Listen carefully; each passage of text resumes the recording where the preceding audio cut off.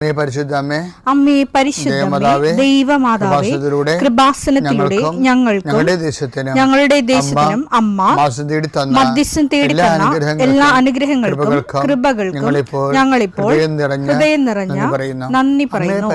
അമ്മേ പരിശുദ്ധമേ, ദൈവമാതാവേ, 2004 ഡിസംബർ 7 ഉച്ചകഴിഞ്ഞ് 2:30 കൃപാസനത്തിൽ സംഭവിച്ച അമ്മയുടെ പ്രത്യക്ഷപ്പെടലിനെ കുറിച്ച് തിരുസഭയ്ക്ക് സമർപ്പിച്ചിരിക്കുന്ന പഠനരേഖകളുടെ മേൽ സഭാത്മകമായ പഠനം ആരംഭിക്കുവാൻ ഞങ്ങൾ പ്രാർത്ഥിക്കുന്നു. അമ്മേ പരിശുദ്ധമേ, ഭൂസ്വർലോകങ്ങളുടെ രാജ്ഞിയായ അങ്ങേയ്ക്ക് ഭൗമസംരക്ഷണത്തിനായി പ്രപഞ്ചപ്രകൃതിയെ തന്നെ തിരുസഭ പ്രതിഷ്ഠിക്കുവാൻ ഈ പ്രത്യക്ഷീകരണം വഴി ഇടയാക്കണമേ. പരിശുദ്ധമേ, ജപമാല മാതാവേ, സകല കൃപാസനം പ്രാർത്ഥനയോടും ചേർത്ത് ഞങ്ങളിപ്പോൾ പ്രാർത്ഥിക്കുന്ന ഈ കുടുംബത്തിന്റെ പ്രത്യേക നിയോഗം പറ മക്കളെ.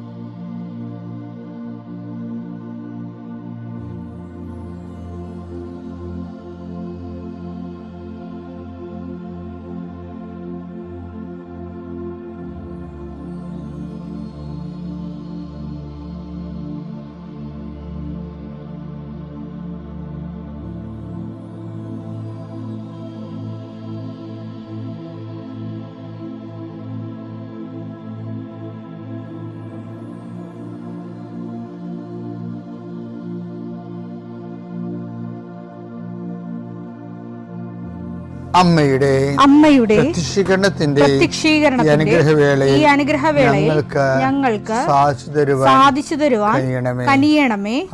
ആമേൻ. വിശ്വാസ പ്രമാണം. സർവശക്തനായ പിതാവും ആകാശത്തിന്റെയും ഭൂമിയുടെയും സൃഷ്ടാവുമായ ദൈവത്തിൽ ഞാൻ വിശ്വസിക്കുന്നു. അവിടുത്തെ ഏകപുത്രനും ഞങ്ങളുടെ കർത്താവുമായ ഈശോ മിശിഹായിലും ഞാൻ വിശ്വസിക്കുന്നു.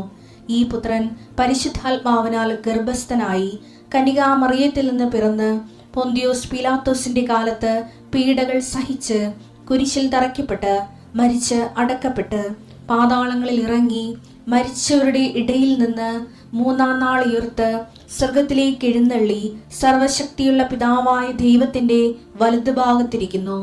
അവിടെ നിന്ന് ജീവിക്കുന്നവരെയും മരിച്ചവരെയും വിധിക്കുവാൻ വരുമെന്നും ഞാൻ വിശ്വസിക്കുന്നു. പരിശുദ്ധാത്മാവിലും ഞാൻ വിശ്വസിക്കുന്നു. വിശുദ്ധ കത്തോലിക്കാ സഭയിലും പുണ്യവാന്മാരുടെ ഐക്യത്തിലും പാപങ്ങളുടെ മോചനത്തിലും ശരീരത്തിന്റെ ഉയർപ്പിലും നിത്യമായ ജീവിതത്തിലും ഞാൻ വിശ്വസിക്കുന്നു. ആമേൻ. സുഖസ്ഥനായ ഞങ്ങളുടെ പിതാവേ, അങ്ങയുടെ നാമം പൂജിതമാകണമേ. അങ്ങയുടെ രാജ്യം വരണമേ. അങ്ങയുടെ തിരുമനസ് സ്വർഗത്തിലെ പോലെ ഭൂമിയിലും ആകണമേ. അന്നു വേണ്ടുന്ന ആഹാരം ഇന്ന് ഞങ്ങൾക്ക് തരണമേ. ഞങ്ങളോട് തെറ്റ് ചെയ്യുന്നവരോട് ഞങ്ങൾ ക്ഷമിക്കുന്നത് പോലെ ഞങ്ങളുടെ തെറ്റുകൾ ഞങ്ങളോടും ക്ഷമിക്കണമേ. ഞങ്ങളെ പ്രലോഭനത്തിൽ ഉൾപ്പെടുത്തരുതേ, തിന്മയിൽ ഞങ്ങൾ രക്ഷിക്കണമേ. ആമേൻ. നന്മ നിറഞ്ഞ മറിയമേ, സ്വസ്തി. കർത്താവ് അങ്ങയുടെ കൂടെ സ്ത്രീകളിൽ അങ്ങ് അനുഗ്രഹിക്കപ്പെട്ടവളാകുന്നു. അങ്ങയുടെ ഉദരത്തിൻ ഫലമായി ഈശോ അനുഗ്രഹിക്കപ്പെട്ടവനാകുന്നു. പരിശുദ്ധ മറിയമേ, തമ്പുരാന്റെ അമ്മേ, പാപികളായ ഞങ്ങൾക്ക് വേണ്ടി ഇപ്പോഴും ഞങ്ങളുടെ മരണസമയത്തും തമ്പുരാനോട് അപേക്ഷിക്കണമേ. ആമേൻ. എൻ്റെ കർത്താവേ, നിന്റെ ഉന്നതമായ നാമത്തിന് സ്തോത്രം ചെയ്യുന്നു. എൻ്റെ കർത്താവേ, നിന്റെ വിശുദ്ധ പൗരോഹിത്യത്തെ മഹത്വപ്പെടുത്തണമേ. എൻ്റെ കർത്താവേ, സഭയിലുള്ള സാന്നിധ്യം പ്രകടമാക്കണമേ.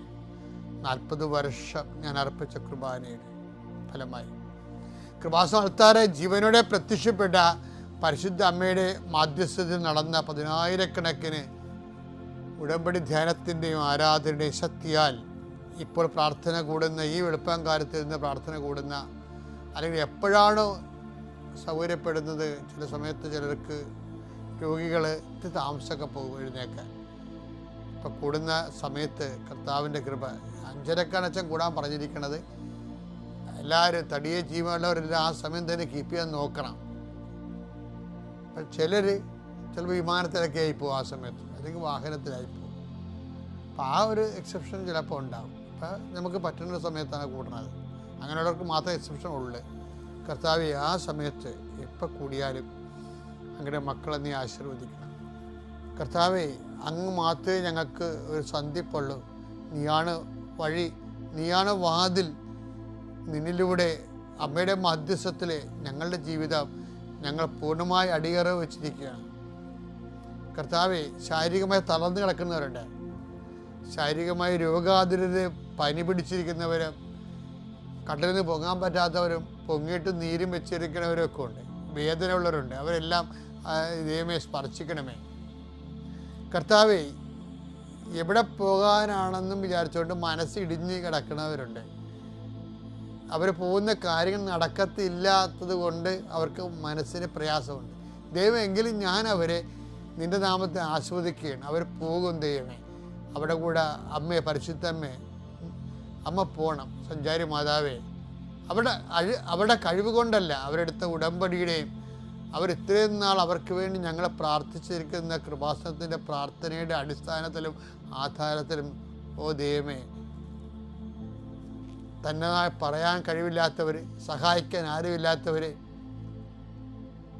പലതരത്തിലുള്ള ആക്ഷേപങ്ങളിൽ ജീവിക്കുന്നവരവിടെ എല്ലാം കർത്താവേ നീ കൂടെ പോകണമെന്ന് പ്രാർത്ഥിക്കുന്നു. ഈശോയെ, കുഞ്ഞുങ്ങൾ പരീക്ഷ എഴുതിയിട്ടുണ്ട്, മുതിർന്നവർ ഇൻ്റർവ്യൂ ഒക്കെ കഴിഞ്ഞിട്ടുണ്ട്, അവിടെ വലിയ ടെസ്റ്റ് കഴിഞ്ഞിട്ടുണ്ട്, ഓരോരോ തരത്തിലുള്ള പരീക്ഷ, PhD-ക്കാർ, അവിടെ വൈവകൾ, അവിടെ പ്രസൻറ്റേഷൻസ്, അതുപോലെ തന്നെ ഓരോരോ മേഖലകളിൽ പഠിച്ച് പരീക്ഷ എഴുതി കഴിഞ്ഞവർ, റിസൾട്ട് പ്രതീക്ഷിക്കുന്നവർ, കർത്താവേ, റിസൾട്ട് കിട്ടിക്കഴിയുമ്പോൾ ഇത്തിരി പഠിച്ചാൽ മതിയായിരുന്നു, ഇത്തിരി കിട്ടിയാലെന്നൊക്കെ ഓർത്ത് നിരാശപ്പെടാതിരിക്കാൻ, കർത്താവേ, not by merit but by grace. ദൈവമേ, കുഞ്ഞുങ്ങളുടെ മക്കളുടെ കഴിവിനേക്കാൾ ഉപരി നിൻ്റെ കൃപ കൊണ്ട് അവർക്ക് സമർത്ഥമായ മാർക്ക് കിട്ടി അവർ പിടിച്ചു കയറാനുള്ള കഴിവ് അവർക്ക് നൽകണമെന്ന് പ്രാർത്ഥിക്കുന്നു. കർത്താവേ, ഞാൻ അങ്ങയുടെ നാമത്തിൽ പ്രാർത്ഥിക്കുന്നു. ജോലി സംബന്ധമായ കാര്യങ്ങൾ, വിൽക്കാത്ത തോട്ടങ്ങൾ, വിൽക്കാത്ത പാടങ്ങൾ, വിൽക്കാത്ത സ്ഥലങ്ങൾ വിറ്റുമാറുന്നതിന് വേണ്ടി പ്രാർത്ഥിക്കുന്നു.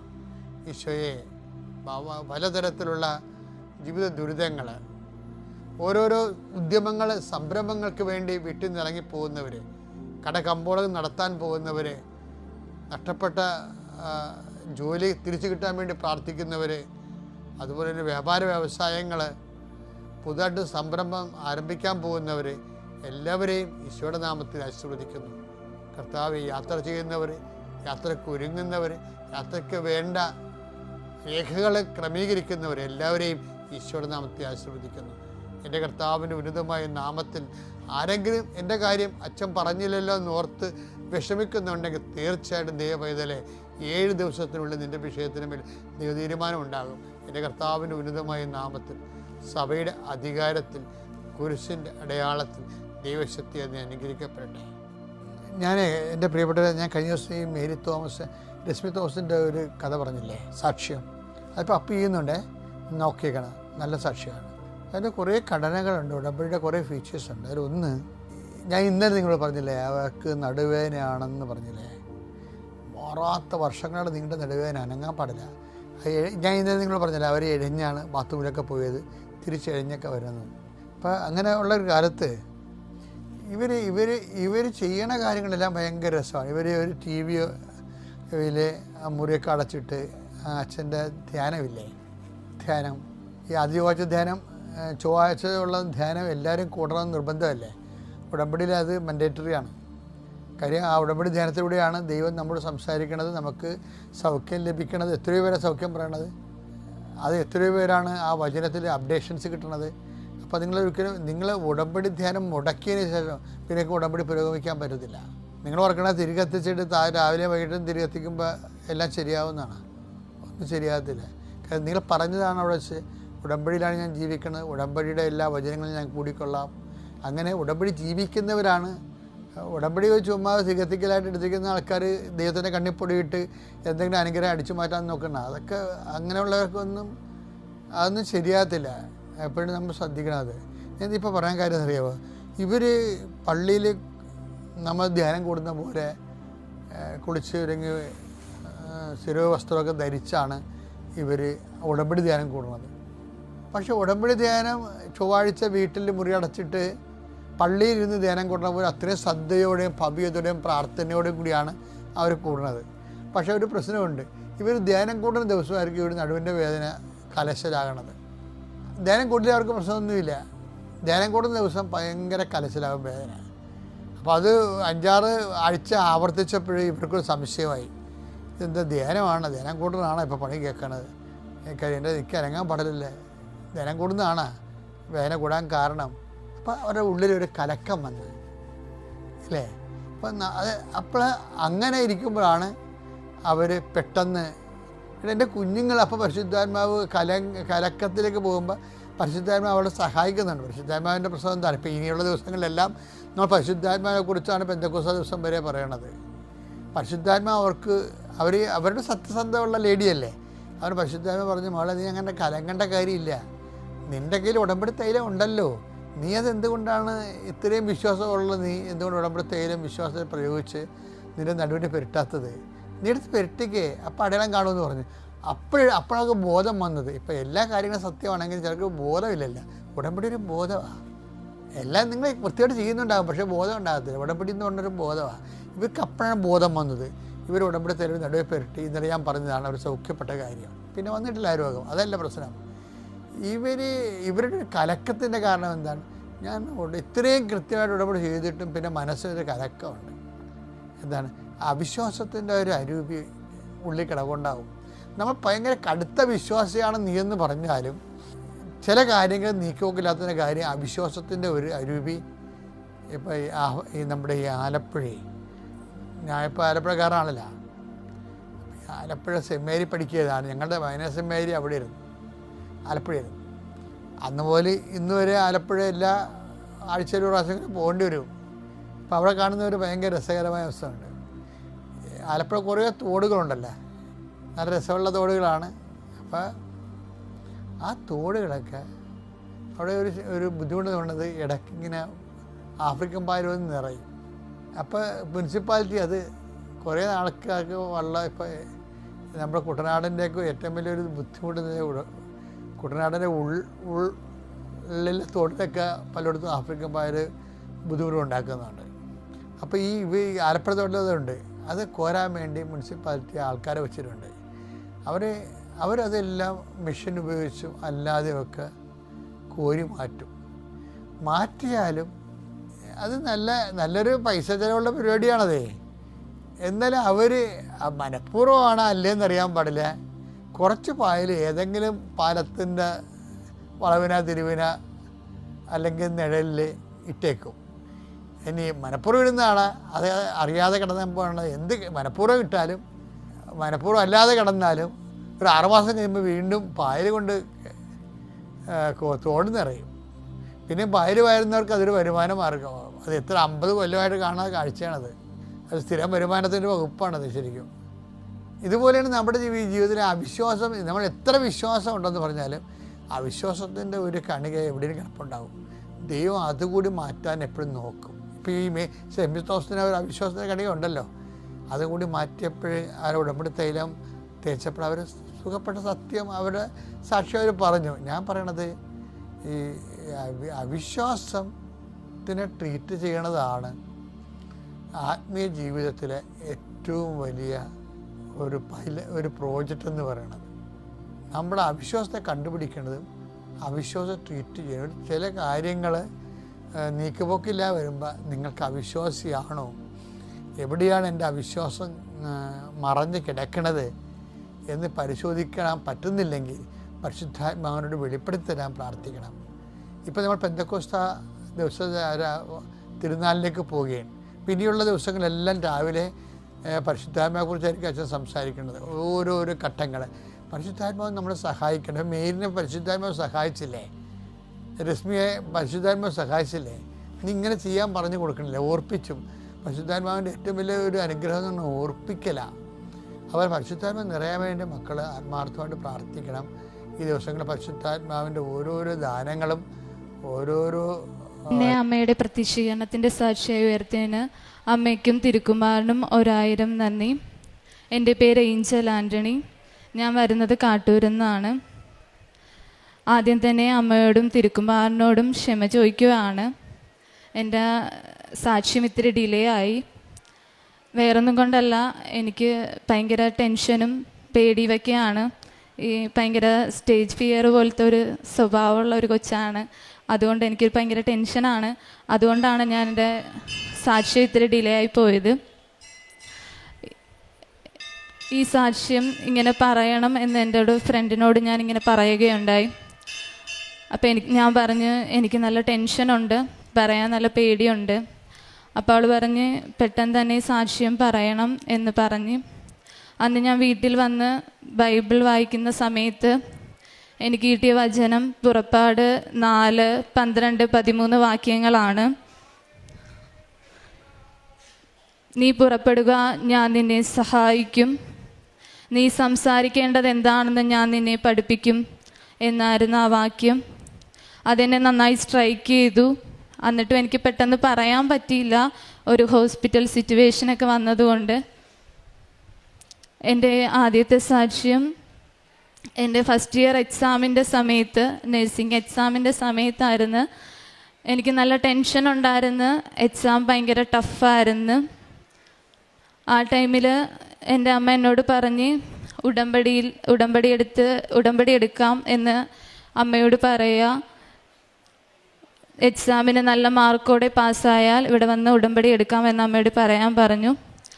അങ്ങനെ ഞാൻ അമ്മയോട് പറഞ്ഞ് നല്ല മാർക്കോടെ പാസ്സാകുകയാണെങ്കിൽ ഞാനിവിടെ വന്ന് ഉടമ്പടി എടുക്കാം എന്ന് പറഞ്ഞു. റിസൾട്ട് വരുന്ന ടൈമിൽ ഞാൻ നല്ല ടെൻഷനുണ്ട്. എങ്കിലും ഞങ്ങളുടെ റൂമിൽ ഒരു 10 പേരാണ് ഉണ്ടായിരുന്നത്.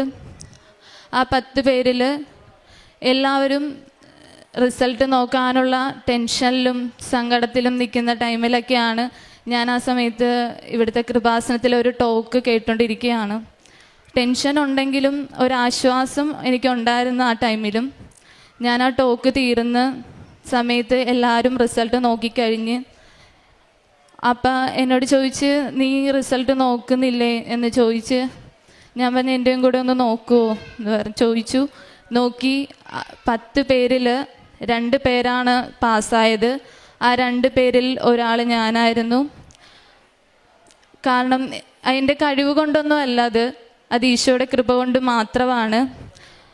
അത് ഈശോ തന്നൊരു കൃപയാണെന്ന് ഞാൻ ഇന്നും വിശ്വസിക്കുന്നു. എൻ്റെ സെക്കൻഡ് ഇയർ എക്സാമിൻ്റെ ടൈമിനും ഇതുപോലെ നല്ല പേടിയാണ്. എന്നാലും ഞാൻ എന്തെങ്കിലുമൊക്കെ പഠിക്കുന്നുണ്ട്. പക്ഷേ ആ ഒരു എക്സാമിൻ്റെ തലേദിവസം പറഞ്ഞ്, സൈക്കാട്രി എക്സാമാണ്, എക്സാമിൻ്റെ തലേദിവസം പറയുവാണ് കൂടുതലും ഡിസീസ് കണ്ടീഷൻ അല്ലായിരിക്കും, ആയിരിക്കും കൂടുതൽ ചോദിക്കുന്നതെന്ന്. ഞാൻ പഠിച്ചതെല്ലാം, ഞങ്ങളുടെ റൂമിൽ ഒരു 6 പേരുണ്ട് ആ ടൈമിൽ, പഠിച്ചതെല്ലാം ഡിസീസ് കണ്ടീഷൻ മാത്രമാണ്. കാരണം ആറ്റ് വന്നു കഴിഞ്ഞാൽ എന്തായാലും എക്സാമിന് തോക്കും, അത് ഉറപ്പാണ്. കാരണം പഠിച്ചിട്ടില്ല. കാരണം 38 മാർക്ക് വേണം ജയിക്കാൻ ആ സമയത്ത്. അപ്പോൾ എനിക്ക് നല്ല പേടിയായി. പിന്നെ എന്നിട്ടും ഞാൻ പ്രാർത്ഥിച്ചിട്ട് കിടന്നുറങ്ങി. കാരണം ആ സെക്കൻഡ് ഇയർ ടൈമിൽ എക്സാമിന് ഞങ്ങളുടെ റൂമിൽ 3 പേർക്ക് ഉടമ്പടിയുണ്ട്. എല്ലാവരും പ്രാർത്ഥിക്കും, എല്ലാ ദിവസവും ജപമാല ചൊല്ലും. ഒരു ദിവസം പോലും ജപമാല ചൊല്ലാതിരുന്നിട്ടില്ല. ഞങ്ങളുടെ റൂമിൽ എല്ലാ ദിവസവും ചൊല്ലും. ഉടമ്പടി വസ്തുക്കൾ ഉപയോഗിച്ചിട്ടുണ്ട്. എക്സാമിൻ്റെ ടൈമിന് ഉപ്പും തൈലവും ഉപയോഗിച്ച് ഞങ്ങൾ പ്രാർത്ഥിക്കുമായിരുന്നു. എക്സാമിന് കയറുന്ന സമയത്തും സെൻറ്ററിൻ്റെ അവിടെയും പിന്നെ ഞങ്ങൾ ഇരിക്കുന്ന ടേബിളിലും ഉപ്പിട്ടിട്ട് പ്രാർത്ഥിച്ചു. പിന്നെ എഴുതുന്ന പേപ്പറിലും ഉപ്പിട്ട് പ്രാർത്ഥിക്കുകയുണ്ടായി. അങ്ങനെ ക്വസ്റ്റ്യൻ പേപ്പർ തന്ന് എല്ലാം വന്നതും ഡിസീസ് കണ്ടീഷൻ മാത്രമാണ്. എക്സാം നന്നായിട്ട് എഴുതാൻ സാധിച്ചു. റിസൾട്ട് വന്നപ്പോൾ ഞങ്ങളുടെ റൂമിലെ 6 പേർക്കും ഫസ്റ്റ് ക്ലാസ്സോടെ പാസ്സാകാൻ മാതാവ് സഹായിച്ചു. കാരണം അത് ഞങ്ങളുടെ കഴിവ് കൊണ്ടൊന്നുമല്ല, ഈശോ തന്ന ഒരു കൃപ മാത്രമാണെന്ന് ഞങ്ങൾ ഇന്നും അത് വിശ്വസിക്കുന്നു. കാരണം ചെറിയൊരു പൂ മാത്രമേ ഞങ്ങൾ ഈശോയോട് ചോദിച്ചുള്ളൂ. ഒരു പൂക്കാലമാണ് ഞങ്ങൾക്ക് 6 പേർക്കും തന്നത്. കാരണം ഞങ്ങളത് ഒട്ടും വിശ്വസിക്കുന്നില്ല. കാരണം 6 പേർക്കും ഫസ്റ്റ് ക്ലാസ്സോടെയാണ് മാതാവ് ഞങ്ങളെ പാസ്സാക്കിയത്. തേർഡ് ഇയർ എക്സാമിൻ്റെ ടൈമിനും ഇതുപോലെ തന്നെ എനിക്ക് നല്ല പേടിയുണ്ട്. അപ്പോൾ ആ ഉടമ്പടിയിൽ ചെറിയൊരു വീഴ്ച വന്ന്, കാരണം എൻ്റെ പ്രാർത്ഥന ഇത്തിരി ഷോർട്ടാവാൻ തുടങ്ങി. നേരത്തെ എല്ലാ ദിവസവും ജപമാലയിൽ പങ്കെടുത്ത എനിക്ക് ചെറിയതായിട്ട് പ്രാർത്ഥിക്കാനുള്ള ഒരിത് കുറഞ്ഞു വന്നു. ആ ഒരു ഹോസ്പിറ്റൽ സമയത്തും ഞാനൊരു 10 ദിവസം ഒരു ഹോസ്പിറ്റൽ സിറ്റുവേഷനിലായിരുന്നു. അപ്പം ഞാൻ മാതാവിനോട് പ്രാർത്ഥന ഇത്തിരി കുറഞ്ഞ് അപ്പോൾ വീട്ടിലൊരു സിറ്റുവേഷനൊക്കെ ഉണ്ടായിരുന്നു സങ്കടകരമായ. ആ ഒരു സമയത്തും ഞാൻ ഈശോയോട് പറഞ്ഞ് വീട്ടിൽ വന്ന് ഈശോയോട് നന്നായിട്ട് ഞാൻ കരഞ്ഞ് പ്രാർത്ഥിച്ചു. കാരണം എക്സാമിൻ്റെ ഡേറ്റ് വന്നു. കാരണം എന്നെക്കൊണ്ട് അത് പറ്റത്തില്ല പഠിച്ചെഴുതാനൊന്നും. കാരണം 2 സബ്ജക്റ്റും ഭയങ്കര വലിയ സബ്ജക്റ്റ്, സൈക്കാട്രിയും കമ്മ്യൂണിറ്റിയും. ഒട്ടും അത് പഠിച്ച് പെട്ടെന്ന് തീർക്കാൻ പറ്റും എന്നുള്ളൊരു കഴിവൊന്നും എനിക്കില്ല. അത് കാരണം പെട്ടെന്ന് പഠിച്ച് തീർക്കാനും ഭയങ്കര പാടുള്ള വിഷയവും. ഞാനങ്ങനെ മാതാവിനോട് പറഞ്ഞു. ഈശോയോടും മാതാവ് വഴി ഈശോയോട് സംസാരിക്കാൻ എപ്പോഴും ശ്രമിക്കുകയുണ്ടായിരുന്നു. ഈശോയോട് ഞാൻ എപ്പോഴും പറയും, ഈശോയെ കാരണം ജയിച്ചാൽ മതി, വലിയ മാർക്കൊന്നും വേണ്ട, ജസ്റ്റ് ഒന്ന് ജയിച്ചാൽ മതി എന്ന് മാത്രമേ ഞാൻ പ്രാർത്ഥിച്ചുള്ളൂ. എക്സാമിന് ചെന്നു. 2 ക്വസ്റ്റ്യൻ പേപ്പറും ഭയങ്കര ടഫാണ്. കാരണം അപ്പോൾ മനസ്സിലായി, കാരണം ജയിക്കാനൊന്നുമില്ല. കാരണം ഭയങ്കര ടെൻഷനായി. ആ ഒരു ടൈം വീട്ടിൽ വന്ന് ഞാൻ പ്രാർത്ഥനയിൽ എപ്പോഴും പങ്കെടുക്കും. പിന്നെ പ്രാർത്ഥിച്ചു തുടങ്ങി എല്ലാ ദിവസവും. പിന്നെ 1 മണിക്കൂർ കൊന്തയെല്ലാം തുടങ്ങി.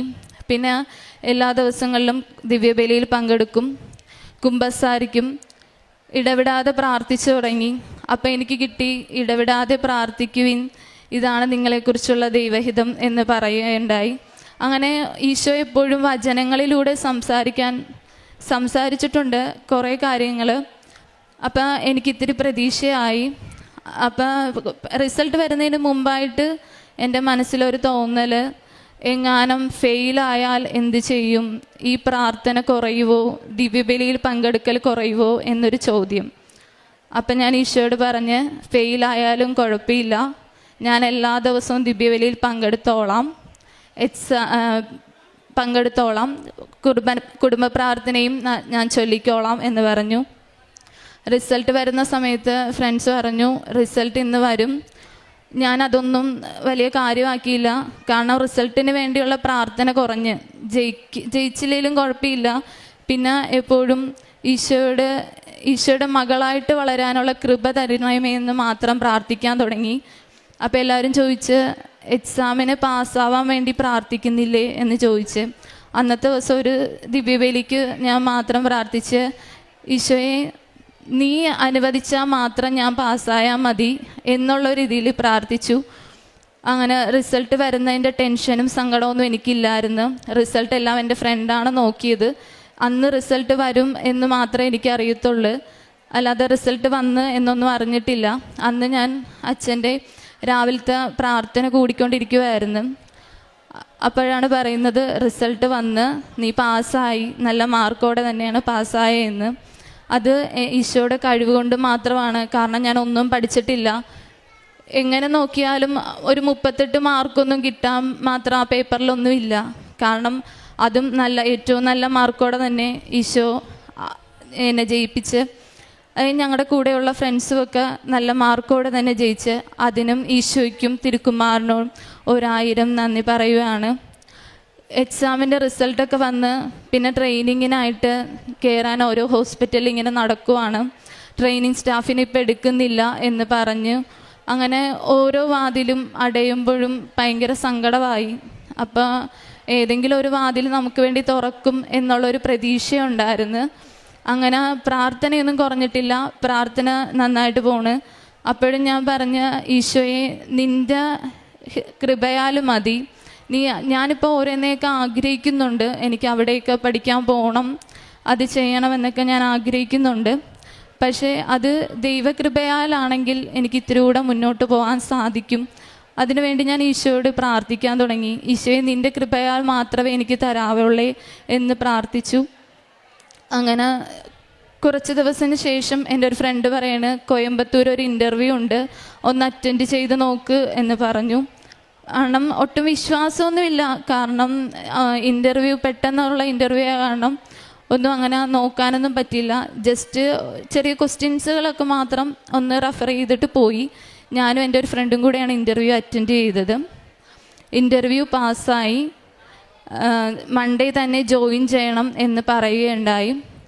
അപ്പോൾ ഇൻ്റർവ്യൂ പാസ്സായി ഞാൻ വന്ന് സാക്ഷ്യം പറയാം എന്നുള്ളൊരു ഇതിലായിരുന്നു ഞാൻ നിന്നത്. അപ്പോൾ ഇന്ന് രാവിലെ ഞാനിങ്ങനെ കുർബാനയ്ക്ക് ഇവിടെ വന്ന് കുർബാന കൂടിക്കൊണ്ടിരിക്കുന്ന സമയത്ത് അച്ഛൻ ഇങ്ങനെ പ്രസംഗത്തിൽ പറയാനുണ്ടായി, 7 എന്ന അക്കത്തിനെ കുറിച്ച് പറയുണ്ടായി. ഞാൻ അങ്ങനെ വലിയ കാര്യമായി എടുത്തില്ല, കാരണം ഞാൻ വ്യാഴാഴ്ചയായിരുന്നു ഇൻ്റർവ്യൂവിന് അറ്റൻഡ് ചെയ്തത്. അപ്പം അച്ഛൻ ഇങ്ങനെ 7 എന്നുള്ള വാക്ക് പറഞ്ഞ് ഞാൻ പെട്ടെന്നൊന്ന് ഫോൺ എടുത്ത് നോക്കി. ഞങ്ങൾ ഇൻ്റർവ്യൂ അറ്റൻഡ് ചെയ്ത ദിവസം 7-ാം തീയതി ആയിരുന്നു. ഇൻ്റർവ്യൂവിന് പാസ്സാവുകയും ചെയ്തു. മൺഡേ തന്നെ ജോയിൻ ചെയ്യാനും പറഞ്ഞു. ഇതൊക്കെ മാതാവും ഈശോയും ഒരുക്കി തന്നെ വഴിയാണ്.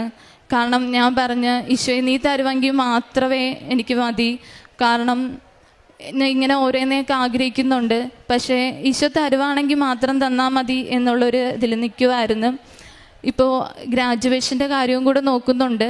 അതും അമ്മയും തിരുക്കുമാരനും ഒരുക്കി തരുമെന്ന് ഞാൻ പൂർണ്ണമായിട്ട് വിശ്വസിക്കുന്നു. പിന്നെ ആത്മീയമായി വളരാനാണ് എനിക്ക് ഏറ്റവും കൂടുതൽ സാധിച്ചത്. എല്ലാ ദിവസവും 1 മണിക്കൂറെങ്കിലും ഞാൻ കൊന്ത ചൊല്ലും. പിന്നെ ഒരു കൊന്തയെങ്കിലും ചൊല്ലാതെ ഒരു ദിവസം കിടന്നിട്ടില്ല. എങ്ങനെ എന്തെങ്കിലും സാഹചര്യം ഉണ്ടെങ്കിലും ചൊല്ലിയിട്ടാണെങ്കിലും അല്ലെങ്കിൽ കർണക്കൊന്ത ചൊല്ലിയിട്ടായാലും മാത്രമേ ഞാൻ കിടക്കാറുള്ളൂ. ബൈബിൾ റീഡിംഗ് ഉണ്ട്, എന്നാൽ ഇടയ്ക്ക് മുടങ്ങാറുണ്ടെങ്കിലും ഞാൻ ബൈബിൾ റീഡിങ് മുന്നോട്ട് കൊണ്ടുപോകുന്നുണ്ട്. കുടുംബ പ്രാർത്ഥനയിൽ പങ്കെടുക്കാറുണ്ട്. എല്ലാ ദിവസവും കുടുംബ പ്രാർത്ഥനയിൽ പങ്കെടുക്കാറുണ്ട്. ദിവ്യബലിയിൽ പ്രേക്ഷിത പ്രവർത്തനം പത്രവിതരണം ചെയ്യാറുണ്ട്. പിന്നെ എന്നെക്കൊണ്ട് പറ്റുന്ന രീതിയിൽ ഞാൻ മറ്റുള്ളവരെ സഹായിച്ചിട്ടുണ്ട്. പിന്നെ ഞാനും എൻ്റെ ഒരു ഫ്രണ്ടുമായിട്ട് ഇങ്ങനെ ഒരു ധ്യാന കേന്ദ്രത്തിൽ പൈസ കൊടുക്കുകയുണ്ടായി. അത് എനിക്കൊരു ദിവസം സ്വപ്നത്തിൽ ആരോ വന്ന് എന്നെ തട്ടി വിളിക്കുന്ന പോലെ എനിക്ക് തോന്നി. സ്വപ്നത്തിൽ തന്നെയാണ് ഒരു ചേച്ചി എന്നെ വിളിച്ചിട്ട് പറയുവാണ്, പ്രേക്ഷിത പ്രവർത്തനം ചെയ്യുന്നില്ലേ, പെട്ടെന്ന് പ്രേക്ഷിത പ്രവർത്തനം ചെയ്യുക, ഫ്രണ്ട്സിനോടും പറയുക എന്ന് പറഞ്ഞു. അങ്ങനെ ഞാനും എൻ്റെ ഫ്രണ്ടും കൂടെ ഒരു ധ്യാന കേന്ദ്രത്തിൽ ഫുഡിനുള്ള പൈസ കൊടുക്കുകയാണ് ചെയ്തത്. ഇത്രയും തന്ന അനുഗ്രഹങ്ങൾ തന്ന ഈശോയ്ക്കും അമ്മയ്ക്കും 1000 നന്ദി. ഇനിയും മുന്നോട്ട് അനുഗ്രഹങ്ങൾ തരുമെന്ന് ഞാൻ വിശ്വസിക്കുന്നു. ഇനിയും ഞാൻ ഉടമ്പടിയിൽ തന്നെ ജീവിക്കും. കാരണം ഇത്രയും അനുഗ്രഹങ്ങൾ ഈശോ തന്ന് ഒരിക്കലും കൊന്ത കൈവിടത്തില്ല. എപ്പോഴും പ്രാർത്ഥനയിലും മുന്നോട്ട് പോകുമെന്ന് ഞാൻ ഈശോയ്ക്കും തിരുക്കുമാരനോടും ഉറപ്പ് കൊടുക്കുകയാണ്. നിനക്ക് എൻ്റെ കൃപ മതി, എന്തെന്നാൽ ബലഹീനതയിലാണ് എൻ്റെ ശക്തി പൂർണ്ണമായി പ്രകടമാകുന്നത്. കൊറിന്ത്യർക്ക് എഴുതിയ ലേഖനം 2-ാം ലേഖനം 12-ാം അധ്യായം 9-ാം വചനമാണ്. പലപ്പോഴും നാം പ്രാർത്ഥിക്കുമ്പോൾ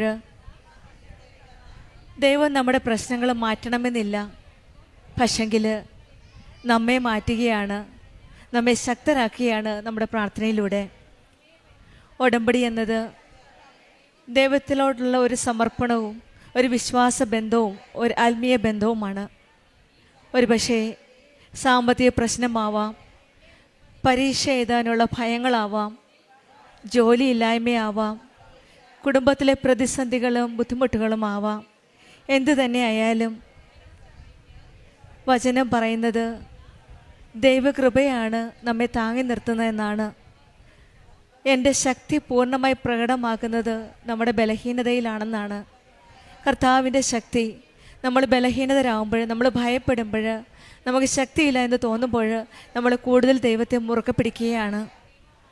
പരിശുദ്ധ അമ്മ കൃപാസനം അമ്മയുടെ മധ്യസ്ഥം വഴി നമ്മുടെ ബലഹീനതയിൽ ദൈവത്തിൻ്റെ ശക്തി പ്രവർത്തിക്കാനായിട്ട് നാം പ്രാർത്ഥിക്കുകയാണ്.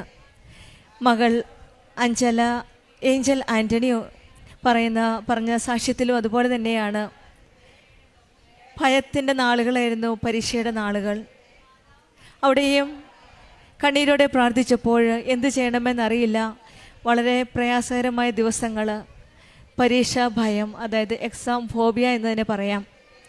അങ്ങനെ പേടിച്ച് പിന്നീട് ഉടമ്പടി എടുത്ത് അതിനുശേഷമാണ് മകളുടെ ജീവിതത്തിൽ വലിയ വാതിലുകൾ, പുത്തൻ പ്രതീക്ഷകളുടെ വാതിലുകൾ തുറന്നു കൊടുക്കുന്നത്. സങ്കീർത്തനം 34:4 വചനം പറയുന്നത്, ഞാൻ കർത്താവിനെ തേടി അവിടുന്ന് എനിക്ക് ഉത്തരം അരുളി, സർവ്വഭയങ്ങളിൽ നിന്ന് അവിടുന്ന് എന്നെ മോചിപ്പിച്ചു എന്നാണ്. നമ്മെ മോചിപ്പിക്കുന്ന ഒരു ദൈവമാണ്, ആ ദൈവ സാന്നിധ്യമാണ് ഉടമ്പടി മക്കളുടെ ജീവിതത്തിൽ നാം കാണുന്നത്. ഏഞ്ചലിൻ്റെ ജീവിതത്തിലും നഴ്സിംഗ് പഠനകാലത്ത് ഫസ്റ്റ് ഇയറിൽ അവർ 10 പേരായിരുന്നു നഴ്സിംഗിന് പഠിച്ചുകൊണ്ടിരുന്നത്. അധികം പ്രാർത്ഥനയും ആത്മീയ ജീവിതമൊന്നുമില്ലായിരുന്നു. പക്ഷെങ്കിൽ പ്രാർത്ഥിച്ചു. ഏഞ്ചൽ കൂടുതലും ഈശോയുടെ അമ്മയുടെ അടുക്കിയായിരുന്നു. പരീക്ഷയുടെ സമയത്ത് ടെൻഷൻ ഉണ്ടായിരുന്നു, ടഫ് എക്സാം ആയിരുന്നു. ലാംഗ്വേജ് പ്രശ്നമുണ്ടായിരുന്നു, കാരണം മലയാളം മീഡിയത്തിൽ നിന്ന് ഇംഗ്ലീഷിലേക്ക്. പിന്നെ എക്സാമിൻ്റെ ഫിയർ, അതായത് പേടിയുണ്ടായിരുന്നു. അങ്ങനെയൊക്കെ പോയി എക്സാം എഴുതി. എല്ലാവരും റിസൾട്ടിന് വേണ്ടി കാത്തിരുന്നപ്പോൾ അന്നും ഈ മകൾ പ്രാർത്ഥിച്ചുകൊണ്ടിരിക്കുകയായിരുന്നു.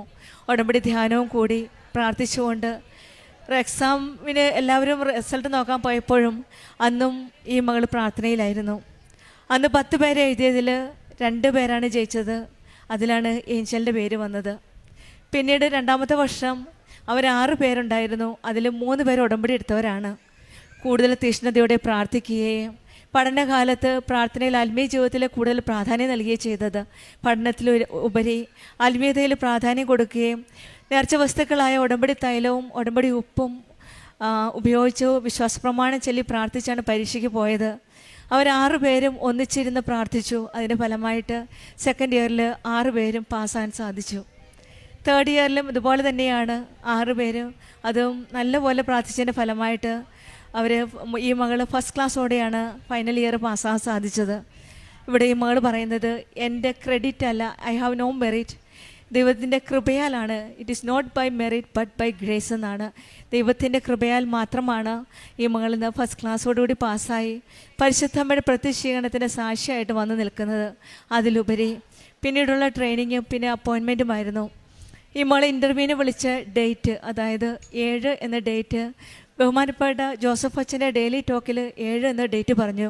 അപ്പോൾ ഈ മകൾ കാത്തിരിക്കുകയായിരുന്നു, എന്നാണ് ഈ 7-ാം തീയതി, എന്താണ് സംഭവിക്കാൻ പോകുന്നത് 7-ാം തീയതി എന്നുള്ളൊരു പ്രതീക്ഷയോടെ ഈ മകൾ പ്രത്യാശയോടെയാണ് പ്രാർത്ഥിച്ചത്. അതിൻ്റെ ഫലമായിട്ട് 7-ാം തീയതി തന്നെയാണ് ഈ മകൾക്ക് കോയമ്പത്തൂരിൽ നിന്ന് നഴ്സിംഗ് സ്റ്റാഫായിട്ടുള്ള ഇൻ്റർവ്യൂവിന് ഇൻവിറ്റേഷൻ വന്നത്. അങ്ങനെ ആ ഇൻ്റർവ്യൂവിന് പോയി അവിടെയും ഉടമ്പടി വസ്തുക്കളായ നേർച്ച വസ്തുക്കളായ പരിശുദ്ധ അമ്മയുടെ ലോക്കറ്റ്, അതായത് ഉടമ്പടി കാശുരൂപവും ഉടമ്പടി തൈലവും ഉപ്പും ഒക്കെ ആയിട്ട് വിശ്വാസം പ്രമാണം ചൊല്ലി പ്രാർത്ഥിച്ചാണ് ഈ മകൾ ഇൻ്റർവ്യൂവിന് പോയത്. അവിടെ ചെന്നപ്പോഴും ആ ഇൻ്റർവ്യൂ പാസ്സാകാൻ സാധിച്ചത് വീണ്ടും ദൈവത്തിൻ്റെ കൃപയാലാണെന്നാണ് ഈ മകൾ സാക്ഷ്യപ്പെടുത്തുന്നത്. പിന്നീട് ഈ മകൾക്ക് അവിടെ തന്നെ ജോലി അപ്പോയിൻമെൻറ്റ് കിട്ടി. കോയമ്പത്തൂർ 11th മെയ്യിൽ അവിടെ സ്റ്റാഫായിട്ട് ജോയിൻ ചെയ്യാൻ പോവുകയാണ്. അതിനു മുമ്പ് പരിശുദ്ധ അമ്മയുടെ പ്രത്യക്ഷീകരണത്തിൻ്റെ സാക്ഷിയായിട്ട് അമ്മയ്ക്ക് നന്ദി പറയാനാണ് അമ്മ പ്രത്യക്ഷപ്പെട്ട ഈ സന്നിധിയിൽ വന്ന് നന്ദി പറഞ്ഞ് മകൾ ജോയിൻ ചെയ്യാനായിട്ട് പോകുന്നത്. അതുപോലെ തന്നെയാണ് ഒരു സ്വപ്നം കണ്ടത്.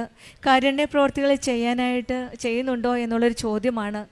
അതും മോളൊരു പക്ഷേ കാരുണ്യപ്രവർത്തനത്തിൽ കൂടുതൽ പ്രാധാന്യം നൽകാനായിരിക്കാം അമ്മയെ പറ്റിയും അറിഞ്ഞവരെ ആഴപ്പെടുത്തുവാനും അറിയാത്തവരെ അറിയിക്കുവാനുമുള്ള ഒരു സ്വപ്നത്തിൽ ഒരു മകൾക്കൊരു ഓർമ്മപ്പെടുത്തലായിരുന്നു.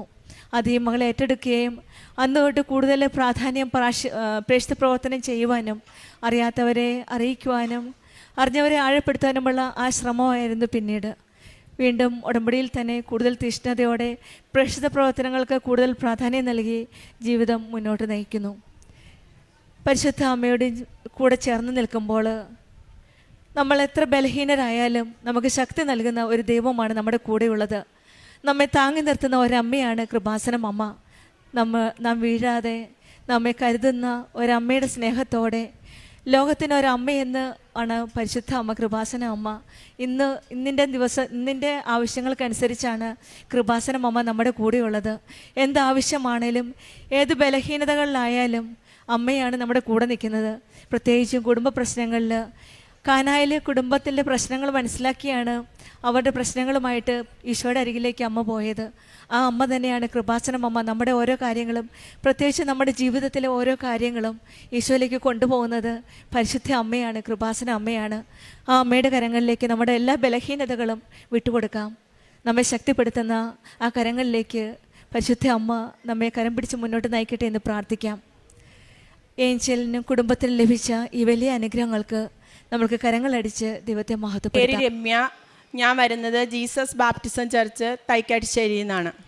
ഞാൻ ഇപ്പോൾ ഇവിടെ പറയാൻ നിൽക്കുന്ന സാക്ഷ്യം എന്ന് പറയുന്നത്, എനിക്ക് വിദേശത്തൊരു ജോലി റെഡിയായതിനെക്കുറിച്ചാണ് ഞാനിപ്പോൾ പറയാൻ പോകുന്നത്. അതിനായിട്ട് ഞാൻ ഒരു 2 വർഷം മുമ്പ് ആദ്യമേ തൊട്ട് പ്രോസസ്സിങ് തുടങ്ങിയതാണ്. ആദ്യം നെതർലാൻഡ് വെച്ചിരുന്നു. അത് റെഡിയായി, അത് വേണ്ടാന്നുള്ളൊരു തീരുമാനത്തിൽ പിന്നെ നമ്മൾ ഇറ്റലിക്ക് വെച്ചു. ഇറ്റലിയുടെ വെച്ച സമയത്ത് കഴിഞ്ഞ ഡിസംബറിൽ അതിൻ്റെ VFS കാര്യങ്ങൾക്ക് വേണ്ടി ബാംഗ്ലൂർ പോവുകയും അങ്ങനെ വിസിറ്റിംഗ് വിസയ്ക്കായിരുന്നു. കാര്യങ്ങളെല്ലാം ചെയ്തു വന്നു, പ്രാർത്ഥിച്ചുകൊണ്ടിരുന്നു ഞാൻ. പക്ഷേ സാധാരണ ആളുകളുടെ വരുന്നതിനേലും കുറേ താമസിച്ചാണ് എൻ്റെ പാസ്പോർട്ട് വന്നത്. അപ്പോൾ എല്ലാവരും പറഞ്ഞു രമ്യക്ക് വിസ അടിച്ചിട്ടുണ്ടാവുമെന്ന്. ഞാനും അങ്ങനെ തന്നെ വിചാരിച്ചു. പക്ഷേ പാസ്പോർട്ട് വന്നപ്പോൾ അതിനകത്ത് റിജക്ഷൻ ആയിരുന്നു. അപ്പം ഞാൻ അമ്മയോട് ചോദിച്ചു, അമ്മേ ഇത് റിജക്ഷൻ ആണെങ്കിൽ പിന്നെ എന്തിനാ എന്നെ ബാംഗ്ലൂരൊക്കെ വിട്ടേന്ന് ചോദിച്ചു. മറുപടി അമ്മയുടെ മുഖത്തൊരു പുഞ്ചിരി മാത്രമായിരുന്നു.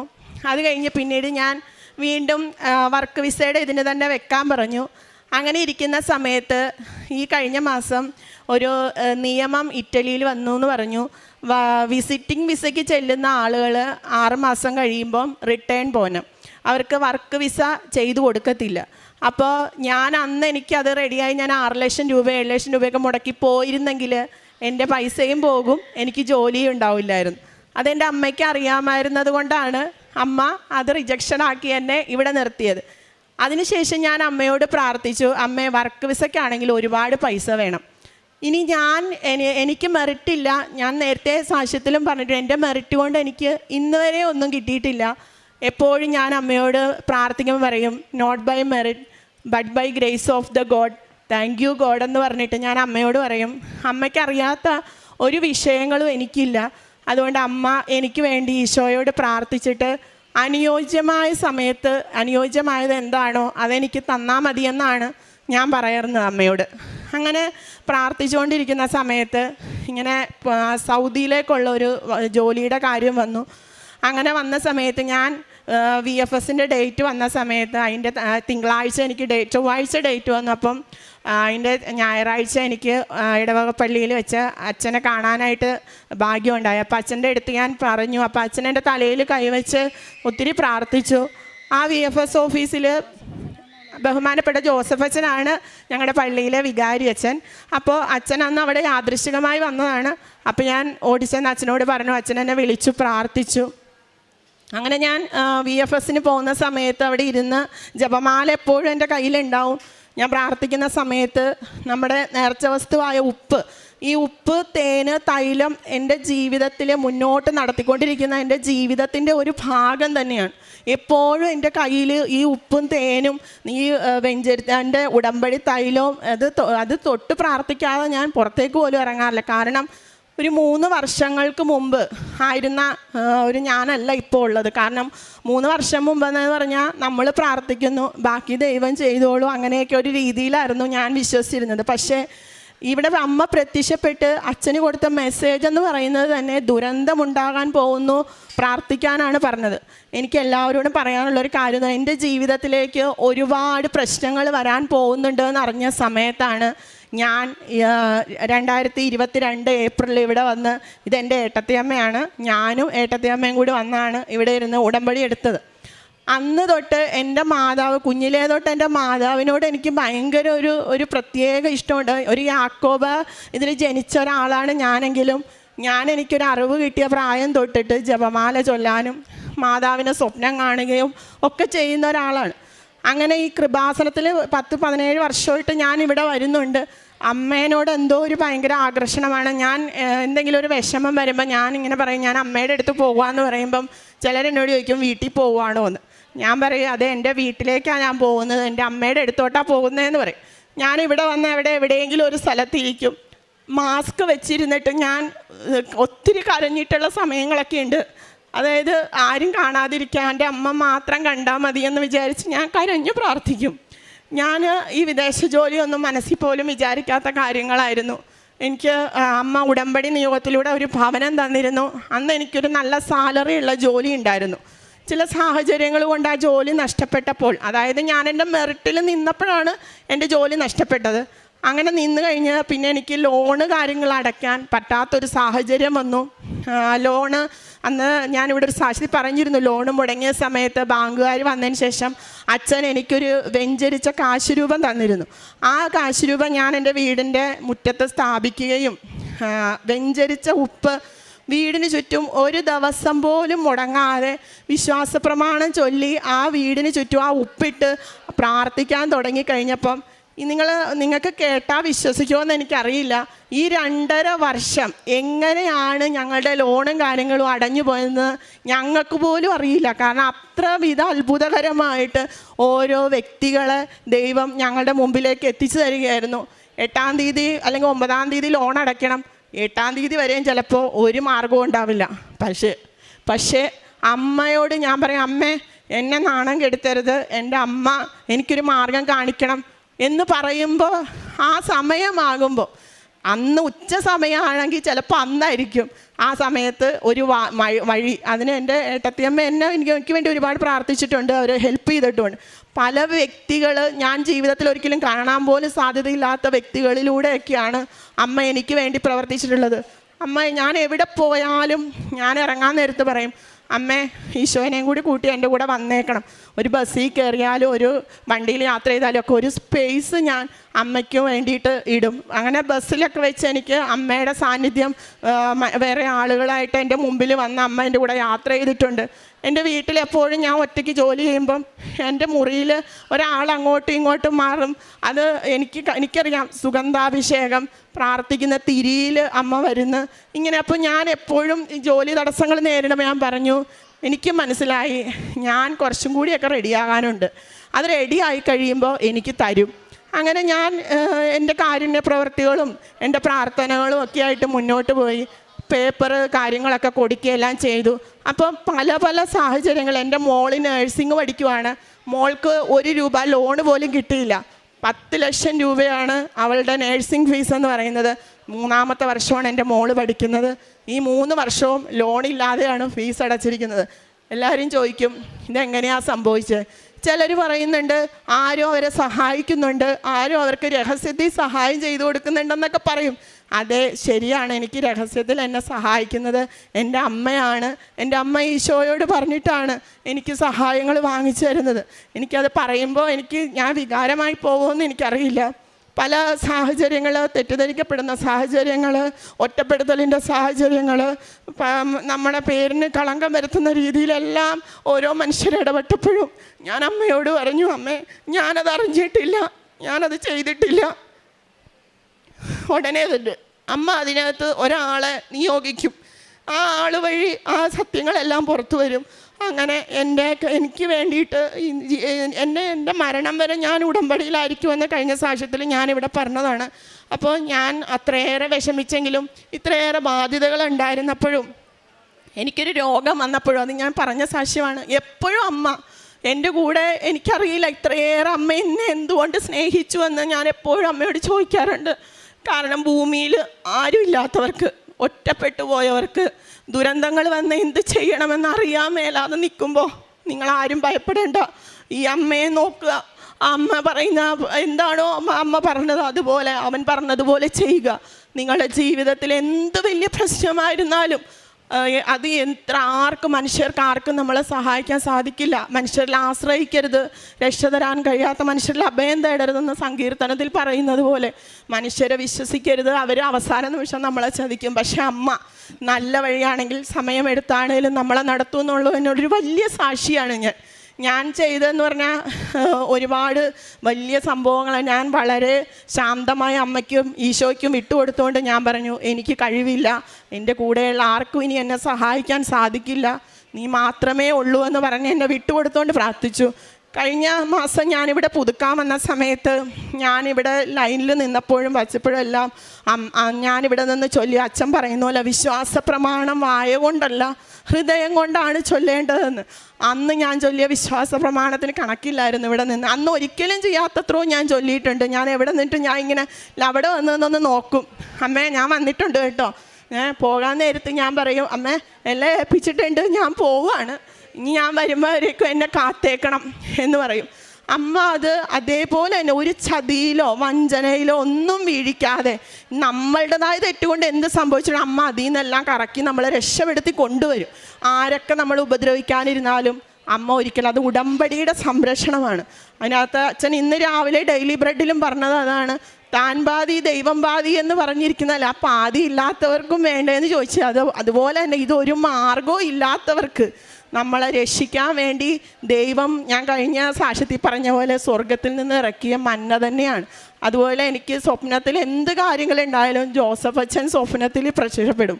ഇപ്പം എൻ്റെ ഈ ജോലിക്കാരും വന്നപ്പോൾ എൻ്റെ ഒരു സുഹൃത്തിന് അച്ഛൻ പ്രത്യക്ഷപ്പെട്ടിട്ട് പറഞ്ഞു എന്ന് പറഞ്ഞ്, എടാ അവൾ പോവുകയാണല്ലോ, അവൾ ഇങ്ങനെ ജോലി കിട്ടി പോവുകയാണല്ലോ, നിൻ്റെ കാര്യമൊക്കെ എന്തായെന്ന് അച്ഛൻ ചോദിച്ചെന്ന്. അവൻ എന്നെ വിളിച്ചിട്ട് പറയുകയാണ്, ചേച്ചി ഞാൻ അത്ഭുതപ്പെട്ടു പോയി എന്ന്. അച്ഛൻ പള്ളി വന്നപ്പോൾ ഒരിക്കൽ എന്നോട് പറഞ്ഞിരുന്നു, ഇന്ന് പരിശുദ്ധ കുർബാനയിൽ നിൻ്റെ കാര്യം ഞാൻ പ്രാർത്ഥിച്ചിട്ടുണ്ട് മകളെ എന്ന്. അച്ഛൻ എനിക്ക് വേണ്ടി ഒത്തിരിയും പ്രാർത്ഥിച്ചിട്ടുണ്ട്. പിന്നെ ഞാൻ പ്രാർത്ഥനാ ജീവിതം, ഞാൻ വചനങ്ങൾ എഴുതും. എനിക്കൊണ്ട് പറ്റുന്ന രീതിയിൽ എല്ലാ ആളുകളിലേക്ക് പരിശുദ്ധ അമ്മയുടെ സാന്നിധ്യവും എനിക്ക് കിട്ടി. എൻ്റെ ജീവിതം തന്നെ സാക്ഷ്യമാണ്. എൻ്റെ ജീവിത സാക്ഷ്യങ്ങൾ, എനിക്ക് കിട്ടിയ അനുഗ്രഹങ്ങൾ, അച്ഛൻ്റെ പ്രാർത്ഥനകൾ, ഡെയിലി ബ്രെഡ്, ഇതെല്ലാം ഷെയർ ചെയ്ത് കൊടുക്കും. ഒരു ചെറിയ അവസരം ആരെങ്കിലും എന്നോടൊരു രോഗം പറഞ്ഞാൽ ഞാൻ ആ രോഗം ഒരു ദുരിതമായിട്ട് കേട്ടോണ്ടിരിക്കാറില്ല. ഞാൻ പറയുന്നത് എന്താണ്, നിങ്ങൾ ഉടമ്പടി എടുക്കണം. ഉടമ്പടി എടുത്ത് മാതാവിനോട് പറഞ്ഞാൽ മതി. നിങ്ങൾ മനുഷ്യരോട് ഈ പറഞ്ഞു നടക്കുന്ന സമയത്ത് നിങ്ങളത് ദൈവത്തോട് പറ, പരിശുദ്ധ അമ്മയോട് പറ, നിങ്ങൾ കൃപാസനത്തിൽ പോയി പ്രാർത്ഥിക്കുമെന്ന് ഞാൻ പറയും.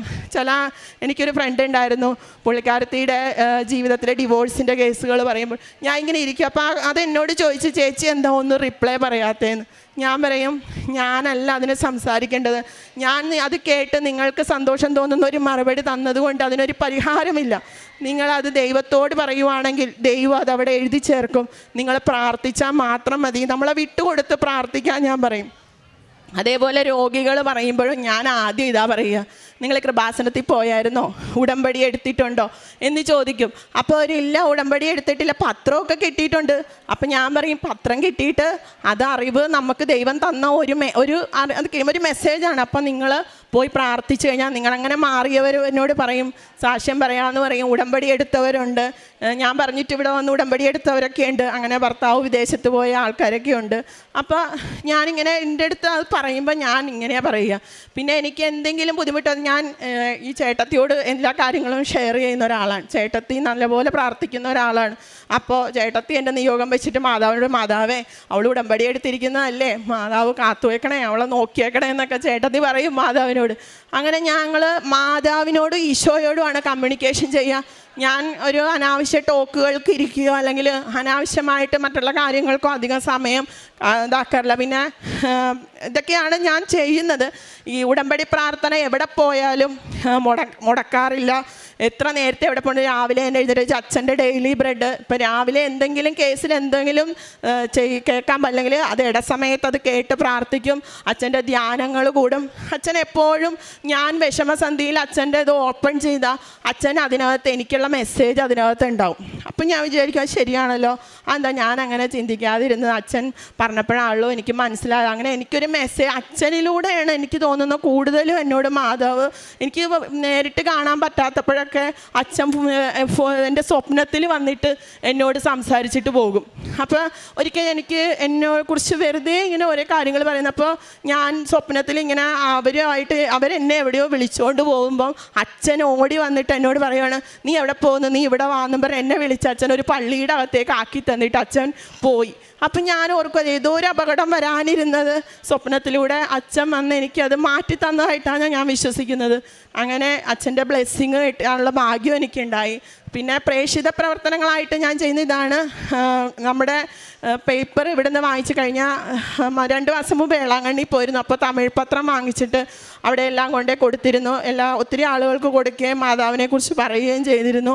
അതേപോലെ എവിടെയെങ്കിലും പോവുകയാണെങ്കിൽ അങ്ങനെ മേടിച്ചുകൊണ്ടേ കൊടുക്കും. അല്ലെങ്കിൽ നമ്മൾ ഇവിടെ നിന്ന് മേടിച്ച് പേപ്പറുകൾ വിതരണം ചെയ്യുക. പിന്നെ പൊതിച്ചോറ്, കൂടുതലും പൊതിച്ചോറ് കാര്യങ്ങളൊക്കെ കൊടുക്കുക, വിശന്നിരിക്കുന്ന ആളുകൾക്ക് കൊടുക്കുക. പിന്നെ ഈ രോഗത്തിലൊക്കെ കഴിയുന്ന ആൾക്കാർക്ക് ചെറിയ ചെറിയ സാമ്പത്തിക സഹായങ്ങൾ. നമ്മളെപ്പോഴും ചിന്തിക്കുന്നത് എന്താണെന്ന് വെച്ചാൽ, നമുക്ക് പൈസ ഇല്ലല്ലോ, 1000 രൂപയെങ്കിലും ഇല്ലാണ്ട്. അങ്ങനെ ഒരിക്കലും നമ്മൾ ചിന്തിക്കരുത്. 1000 രൂപ നമ്മുടെ കയ്യിലുണ്ടെങ്കിൽ അതിനകത്തുനിന്ന് ഒരു 200 രൂപയെങ്കിലും നമ്മൾ കൊടുത്തു നോക്ക് നിങ്ങൾ. അപ്പം നിങ്ങൾക്ക് 2000-ൻ്റെ സഹായം വേറെ വഴിയിൽ നിന്ന് ഈശോ തരും. അതെൻ്റെ അനുഭവം വെച്ചിട്ട് ഞാൻ പറയാം. പലരും അങ്ങനെയാണ്, പൈസ ഇല്ലല്ലോ എന്ന് പറയും. പക്ഷെ അങ്ങനെ ഒരിക്കലും നമ്മൾ തന്ന കാര്യങ്ങൾക്ക് നന്ദി പറയേണ്ടത്. ഈശോയോട് എപ്പോഴും പണ്ടൊക്കെ ഞാനിങ്ങനെ ഇവിടെ വന്ന് അധികം നിയോഗമൊന്നും ഞാൻ വെക്കാറില്ല. ഞാൻ ഈ ഒരു കാര്യം പറയാം, അമ്മ ഇന്നത് ഞാൻ പറഞ്ഞിട്ടുണ്ട്, അമ്മ നോക്കിയിട്ട് അത് ചെയ്തു തന്നാൽ മതി എന്ന് പറഞ്ഞിട്ട് ഞാൻ രോഗികൾക്ക് പിന്നെ അതുപോലെ തന്നെ വിധവകൾ അങ്ങനെയൊക്കെ കുറേയൊക്കെ എഴുതി വെക്കാറ്. അപ്പം മാതാവിന് ഞാൻ ഇങ്ങനെ ആലോചിച്ചു, നമുക്ക് തന്നതിന് എന്തുകൊണ്ട് നമ്മൾ നന്ദി പറയുന്നില്ല? നമ്മൾ നന്ദി പറയാതെ തരാത്തതിനെക്കുറിച്ച് ഇങ്ങനെ നോക്കിയിരിക്കുന്ന ആളുകളാണ്. അപ്പോൾ അതുകൊണ്ട് നന്ദി പറഞ്ഞ് ഇന്ന് തൊട്ട് നമ്മൾ തന്നതിന് നന്ദി പറഞ്ഞാൽ തരാൻ പോകുന്നത് ദൈവം അതിനേലും വലുതായിരിക്കും. അച്ഛൻ പറയുന്നത് പോലെ കാര്യസാധ്യത്തിന് വേണ്ടിയല്ല, നിത്യതയ്ക്ക് വേണ്ടിയാണ് നമ്മൾ ഈ ഉടമ്പടിയിൽ നിലനിൽക്കേണ്ടത്. ഇതിന് ശേഷവും നമുക്ക് ദൈവം ഒരു ജീവിതമുണ്ട്, അത് നമ്മൾ മനസ്സിലാക്കണം. വാശിയും വൈരാഗ്യവും ദേഷ്യവും മറ്റുള്ളവരെ താഴ്ത്തി അങ്ങനെ നമ്മൾ ഉടമ്പടിയിലായ കുറേ കാര്യങ്ങൾ നമ്മൾ ശ്രദ്ധിക്കണം. ഈശോയ്ക്ക് ഇഷ്ടമില്ലാത്ത കാര്യങ്ങൾ കൂടുതൽ ചെയ്യാതിരിക്കുക, ആ സാഹചര്യങ്ങളിൽ നിന്ന് മാറി നിൽക്കുക. ഇതൊക്കെയാണ് ഞാൻ കൂടുതലായിട്ട് ചെയ്തത്. പിന്നെ വചനങ്ങൾ എഴുതും. ഇപ്പോൾ യേശയ്യാ പ്രവാചകന്റെ പുസ്തകം 41:13, നിൻ്റെ ദൈവമായ കർത്താവായി ഞാനാണ് നിൻ്റെ വലതുകരം പിടിച്ചിരിക്കുന്നത്, ഞാൻ നിന്നെ സഹായിക്കും. അതെന്നെ ഭയങ്കര സ്ട്രൈക്ക് ചെയ്തൊരു വചനമായിരുന്നു. കാരണം ഞാൻ ഓർത്തു, ഞാൻ ആരുടെ കയ്യിലാണ് പിടിക്കണ്ടേ? ഈശോയുടെ എൻ്റെ അമ്മയുടെയും കയ്യിലല്ലേ പിടിക്കണ്ടേ? വേറെ ആരുടെ കയ്യിൽ പിടിച്ചാലും അവർ ആ കൈ കുടഞ്ഞു നമ്മളെ ഉന്തിയിട്ടിട്ട് പോകും. ആ വചനം അന്ന് കേട്ടിട്ട് അന്ന് തൊട്ട് ഞാൻ ഇങ്ങനെ എഴുതാൻ തുടങ്ങി. പിന്നെ എനിക്ക് കുറേ കാര്യങ്ങൾ അമ്മ ഒരു കാര്യങ്ങൾ വരാൻ പോകുമ്പോഴത്തേന് അമ്മ എനിക്കിങ്ങനെ മുൻകൂട്ടി പറഞ്ഞു തരും, ഇന്നതുപോലെ വരും, ഇന്നതുപോലെ. അത് കറക്റ്റായിരിക്കും. ഞാനത് വീട്ടിൽ പറയുകയും ചെയ്യും, ഇത് കറക്റ്റാണ്, ഇത് നടക്കും കേട്ടോ, ഇത് മാതാവ് പറഞ്ഞേക്കണ കാര്യമാണെന്ന് പറഞ്ഞിട്ട്. അല്ലാത്ത കാര്യം നോക്കുമ്പോൾ മാതാവിൻ്റെ മുഖത്തൊരു ചിരിയുണ്ട്. ഞാൻ ഇവിടെ നിന്നൊരു മാതാവിൻ്റെ സ്റ്റാച്ചു വാങ്ങിച്ചുകൊണ്ട് പോയിട്ടുണ്ട്. അപ്പം നോക്കും ഞാൻ, അപ്പോൾ മാതാവ് അനങ്ങത്തില്ല. വേറെ നല്ല എന്തെങ്കിലും നടക്കുന്ന നല്ല കാര്യമാണ് എന്നെ നോക്കി പുഞ്ചിരിക്കും. എനിക്കത് അപ്പോൾ അങ്ങനെ മാതാവിൻ്റെ മുഖത്ത് നോക്കുമ്പോൾ എനിക്ക് മനസ്സിലാവും മാതാവിന് അത് ഇഷ്ടപ്പെട്ട കാര്യമാണെന്ന്. ഇപ്പോൾ ഈ കാര്യമൊക്കെ പറഞ്ഞപ്പോഴും മാതാവിൻ്റെ മുഖത്ത് ആ പ്രസന്നത ഞാൻ കണ്ടതാണ്. അതൊക്കെയാണ് എൻ്റെ പ്രാർത്ഥനാ ജീവിതം. വചനം എഴുതുക, വചനങ്ങൾ ഷെയർ ചെയ്യുക, പ്രാർത്ഥന ഷെയർ ചെയ്യുക, ഇതൊക്കെയാണ്. പിന്നെ എൻ്റെ പ്രേക്ഷിത പ്രവർത്തനം, പേപ്പർ കൊടുക്കുക, അങ്ങനെ മറ്റുള്ളവരെ സഹായിക്കൽ കാര്യങ്ങളൊക്കെയാണ്. കുർബാന നിത്യവും കുർബാന എല്ലാ ദിവസവും അടുത്തുള്ള പള്ളികളിൽ പോയി കുർബാന കാണും. പിന്നെ ഒരു പ്രത്യേക കാര്യമുണ്ട്, ആത്മാക്കൾക്ക് വേണ്ടി പ്രാർത്ഥിക്കുന്ന പള്ളികളിൽ പോകുമ്പോൾ എല്ലാ സെമിത്തേരിയും സന്ദർശിച്ചിട്ട് മരിച്ചവർക്ക് വേണ്ടി പ്രാർത്ഥിക്കാറുണ്ട്. അതൊക്കെയാണ് എൻ്റെ ആത്മീയ ജീവിതം എന്ന് പറയുന്നത്. ഇനിയും എൻ്റെ മരണം വരെ, എൻ്റെ കുടുംബത്തിൻ്റെ മരണം വരെയും ഈ ഉടമ്പടിയിൽ ഉറച്ചു നിൽക്കാനും പരിശുദ്ധ അമ്മ വഴി ഈശോയിലേക്ക് നടക്കാനും തന്നെയാണ് ഞങ്ങൾ തീരുമാനിച്ചിരിക്കുന്നത്. അമ്മ എനിക്ക് ഈശോ വഴി ചെയ്തു തന്ന എല്ലാ അനുഗ്രഹങ്ങൾക്കും ഒത്തിരി ഒത്തിരി നന്ദി പറയുന്നു. വിശുദ്ധ പൗലോസ് ശ്ലീഹ റോമാക്കാർക്ക് എഴുതിയ ലേഖനം 8-ാം അധ്യായം 39-ാം തിരുവചനം, ഉയരത്തിനോ ആഴത്തിനോ മറ്റേതെങ്കിലും സൃഷ്ടിക്കോ നമ്മുടെ കർത്താവായ യേശുക്രിസ്തുവിലൂടെയുള്ള ദൈവസ്നേഹത്തിൽ നിന്ന് നമ്മെ വേർപെടുത്തുവാൻ കഴിയുകയില്ലെന്ന് എനിക്ക് ഉറപ്പുണ്ട്. രമ്യ സൈമൻ്റെ വളരെ ശ്രേഷ്ഠമായ ഒരു യഥാർത്ഥ ക്രിസ്തീയ ജീവിതത്തിൻ്റെ തുടർച്ചയുള്ള ഒരു സാക്ഷ്യമാണ് രമ്യ ഇവിടെ ഏറ്റുപറഞ്ഞത്. സമയ ചുരുക്കത്തിൽ പരിശുദ്ധ അമ്മ not by merit but by grace എന്ന ഉടമ്പടി അടിസ്ഥാനത്തിൽ തൻ്റെ ഒരു വലിയ ജീവിത സാധ്യത തുറന്നുകൊടുത്തതിൻ്റെ ഒരു വലിയ സാക്ഷ്യത്തേക്കാൾ കൂടുതൽ അമ്മ ഇടപെടുന്നതും ഈശോ തനിക്ക് എന്താണെന്നും ഉടമ്പടി തൻ്റെ ജീവിതത്തിൽ എന്താണെന്നുമൊക്കെ വളരെ ശക്തമായി ലോകത്തോട് വിളിച്ചു പറയുന്ന രമ്യയുടെ ഒരു സാക്ഷ്യമാണിത്. അമ്മയാണ് എനിക്ക് വേണ്ടി എല്ലാം തീരുമാനിക്കുന്നത്. ഞാൻ പ്രാർത്ഥിക്കുന്നതും എൻ്റെ രഹസ്യത്തിൽ എൻ്റെ യേശുവിനോട് പറയുന്ന കാര്യങ്ങൾ ആരും കാണാതിരിക്കാൻ ഞാൻ മാസ്ക് ധരിച്ച് ഇവിടെ വന്ന് പരിശുദ്ധ അമ്മയെ നോക്കി എൻ്റെ കാര്യങ്ങളെല്ലാം ഈശോയ്ക്ക് കൊടുക്കണേ എന്ന് ഞാൻ വളരെ സൈലൻ്റായി പ്രാർത്ഥിച്ചു പോയി. നിമിഷത്തിനുള്ളിൽ എനിക്ക് എൻ്റെ കാര്യങ്ങളെല്ലാം അമ്മ ചെയ്തു തരുന്നു. ഈശോ എന്നോടൊപ്പമുണ്ട്. ഞാൻ എവിടെ സഞ്ചരിച്ചാലും എൻ്റെ വീടിനകത്തും എപ്പോഴും ഒരാൾ കൂടെ നടക്കുന്ന ഒരു അനുഭവം. പരിശുദ്ധ അമ്മയോട് എപ്പോഴും കമ്മ്യൂണിക്കേറ്റ് ചെയ്യാനുള്ള വലിയ കൃപ. സ്വപ്ന ദർശനങ്ങളിലൂടെയെല്ലാം ഈ മകൾക്ക് എപ്പോഴും ആവശ്യമുള്ള മെസ്സേജ് ഡെയിലി ബ്രെഡിലൂടെയും ഉടമ്പടി ധ്യാനത്തിലൂടെയും എപ്പോഴെല്ലാം അത് തുറക്കുന്നുവോ അപ്പോഴെല്ലാം പങ്കെടുക്കുമ്പോൾ തനിക്ക് ആവശ്യമായ മെസ്സേജുകൾ ലഭിക്കുന്നു. അങ്ങനെ എപ്പോഴും ഉടമ്പടിയിൽ ജീവിക്കുന്ന ജീവിതം ഒരു ലെവൽ അപ്ഗ്രേഡഡ് ആയിട്ടുള്ള ഒരു സാക്ഷ്യമാണിത്. ഇന്ന് ബഹുമാനപ്പെട്ട ജോസഫ് അച്ഛൻ പറഞ്ഞത് ദൈവം എൻ്റെ പേര് രജിസ്റ്റർ ചെയ്തിട്ടുണ്ടോ എന്നാണ് നമ്മൾ ചെക്ക് ചെയ്യേണ്ടതെന്ന്. നമ്മുടെ പേര് സ്വർഗത്തിൽ രജിസ്റ്റർ ചെയ്തിട്ടുണ്ടെങ്കിൽ നമുക്കൊന്നിനും വറി ചെയ്യേണ്ട ആവശ്യമില്ല. രമ്യ പറയുന്നത് അത് തന്നെയാണ്. എനിക്കിപ്പോൾ ഒന്നിനും വറി ഞാൻ മരിച്ച ആത്മാക്കൾക്ക് വേണ്ടി പ്രാർത്ഥിക്കുന്നു. എവിടെയെല്ലാമാണോ ആത്മാക്കൾക്ക് ഈശോയെ കൊണ്ട് ആവശ്യം അവരെ എല്ലാം ഞാൻ പരിശുദ്ധ അമ്മയ്ക്ക് ഏൽപ്പിക്കുന്നു. അങ്ങനെ ഒരു ക്രിസ്തീയ ജീവിതം കൃത്യമായി ദൈവകൽപ്പനകളോട് ചേർന്ന് പ്രവർത്തിക്കുവാനും പ്രാർത്ഥിക്കുവാനും ഉടമ്പടി മകളെ സഹായിക്കുന്നു. നമ്മുടെ എല്ലാ ജീവിത പ്രതിസന്ധികളെയും സാക്ഷ്യത്തോട് ചേർത്ത് വെച്ചുകൊണ്ട് ഈശോയ്ക്കും പരിശുദ്ധ അമ്മയ്ക്കും നല്ല ഒരു കൈയടി മാറ്റിയതിന് കർത്താവിനും അമ്മ മാതാവിനും 1000 സ്തുതിയും സ്തോത്രവും നന്ദിയും അർപ്പിക്കുന്നു. എൻ്റെ പേര് സരസൻ. ഞാൻ മലപ്പുറം ജില്ലയിൽ നിന്ന് വരുന്നു. ഞാനിവിടെ വരാനുണ്ടായ കാരണം എൻ്റെ ഒരു സഹോദരിയാണ്. ഞാൻ എല്ലാം നഷ്ടപ്പെട്ട് ഒന്നുമില്ലാത്ത അവസ്ഥയിൽ കാസർഗോഡ് മരിയാഭവൻ എന്ന് പറയുന്ന വൃദ്ധസദനത്തിൽ ശുശ്രൂഷകനായിട്ട് ജോലി ചെയ്യുന്ന സമയത്താണ് ഞാനിവിടെ വരുന്നത്. ഇവിടെ വന്ന് ഞാൻ 2024 8-ാം മാസത്തിലാണ് ഞാൻ ഇവിടുന്ന് ഉടമ്പടി എടുക്കുന്നത്. ഉടമ്പടി എടുത്ത ദിവസം തന്നെ അമ്മയെ പ്രദക്ഷിണം കൊണ്ടുവരാനുള്ള ഒരു ഭാഗ്യം എനിക്ക് ലഭിച്ചു. അന്നെനിക്ക് മനസ്സിലായി അമ്മ മാതാവ് എന്നോടൊപ്പം തന്നെ ഉണ്ടെന്ന്. പക്ഷേ ഞാൻ ഇവിടെ നിന്ന് പോയി എനിക്ക് പ്രാർത്ഥിക്കാനുള്ള ഒരവസരവും വൃദ്ധസദനത്തിൽ കിട്ടിയിരുന്നില്ല. അങ്ങനെ ഞാൻ ഒരു ദിവസം വളരെ കരഞ്ഞിരുന്ന് പ്രാർത്ഥിച്ചു, അമ്മ മാതാവേ, ഇതിന് മാത്രം പാപം ഞാൻ എന്താണ് ചെയ്തത്? എൻ്റെ നാട്ടിലോട്ട് ചെല്ലാൻ പറ്റാത്ത ഒരവസ്ഥയാണ് എനിക്ക്. എൻ്റെ ബന്ധുമിത്രാദികളും മറ്റുള്ളവരെല്ലാം എന്നോട് വെറുപ്പോടും പ്രദ്വേഷത്തോടുമാണ് കാണുന്നത്. ചെന്ന് കയറാനൊരു ഭവനം പോലും ഇല്ലാത്ത ഈ സാഹചര്യത്തിൽ ഞാനിനി എന്താണ് ചെയ്യേണ്ടുന്നത് എന്ന് ഞാൻ പ്രാർത്ഥിച്ചിരിക്കുമ്പോൾ 3-ാമത്തെ ദിവസം ഗൾഫിൽ നിന്ന് എൻ്റെ ഒരു സുഹൃത്ത് വിളിച്ച് പറഞ്ഞു, ഇനി നിങ്ങൾ അവിടെ നിൽക്കണ്ട, നിങ്ങൾക്ക് ആവശ്യമുള്ളതായ എല്ലാ കാര്യങ്ങളും ഞാൻ ചെയ്തുതരാം, നിങ്ങൾ ഉടൻ തന്നെ നാട്ടിൽ വരണമെന്ന്. അങ്ങനെ ഞാനതത്ര കാര്യമായിട്ടൊന്നും എടുത്തില്ല. പക്ഷേ ഒരു 2 ആഴ്ചക്കുള്ളിൽ അവൻ നാട്ടിൽ വന്നിട്ട് എന്നെ വീണ്ടും വിളിച്ച് നിങ്ങളിവിടെ വന്നേ പറ്റത്തുള്ളൂ. അങ്ങനെ ഞാൻ അവിടെ ചെന്നപ്പോൾ അവൻ എനിക്ക് സ്വന്തമായ ഒരു ഫ്ലാറ്റും അതിനകത്ത് എല്ലാ സൗകര്യങ്ങളും ഒരുക്കി തന്നു. എനിക്ക് യാത്ര ചെയ്യാൻ ഒരു സ്കൂട്ടിയും വാങ്ങിത്തന്നു. അങ്ങനെ എൻ്റെ പ്രാർത്ഥന വളരെ കാര്യമായ രീതിയിൽ എൻ്റെ ഉടമ്പടി പ്രാർത്ഥന ഞാൻ മുന്നോട്ട് നയിക്കുകയാണ്. രാവിലെ വെളുപ്പിനെ ഒരു 2 മണി 3 മണിക്കിടയിൽ ഞാൻ എഴുന്നേൽക്കും, പ്രാർത്ഥിക്കും, അച്ഛൻ്റെ ഡെയിലി ബ്രെഡ് കേൾക്കും, പ്രത്യക്ഷീകരണ പ്രാർത്ഥന ചൊല്ലും. അങ്ങനെ അരമണിക്കൂർ കൂടുതൽ ബൈബിൾ വായിക്കും. ഇവിടുന്ന് പത്രം വാങ്ങിക്കൊണ്ട് എന്നിട്ട് വിശ്വാസ പ്രമാണം ഫോട്ടോസ്റ്റാറ്റ് എടുത്ത് എല്ലാത്തിലും വെച്ച് വിശ്വാസ പ്രമാണം ചൊല്ലി തൈലം പുരട്ടി ഓരോ വ്യക്തികൾക്കും കൊണ്ട് നടന്ന് കൊടുക്കും. തൈലം കൊണ്ടുവന്ന് തളർവാദ രോഗികൾക്ക് കൊണ്ടുവന്ന് പുരട്ടി കൊടുക്കും. അങ്ങനെ എന്നെക്കൊണ്ട് ചെയ്യാൻ പറ്റുന്ന എന്തൊക്കെയുണ്ടോ അതൊക്കെ ഞാൻ ചെയ്യാൻ തുടങ്ങി. പക്ഷേ എനിക്ക് വരുമാനം എന്ന് പറയുന്നത് എൻ്റെ വാർദ്ധക്യ പെൻഷൻ മാത്രമാണുള്ളത്.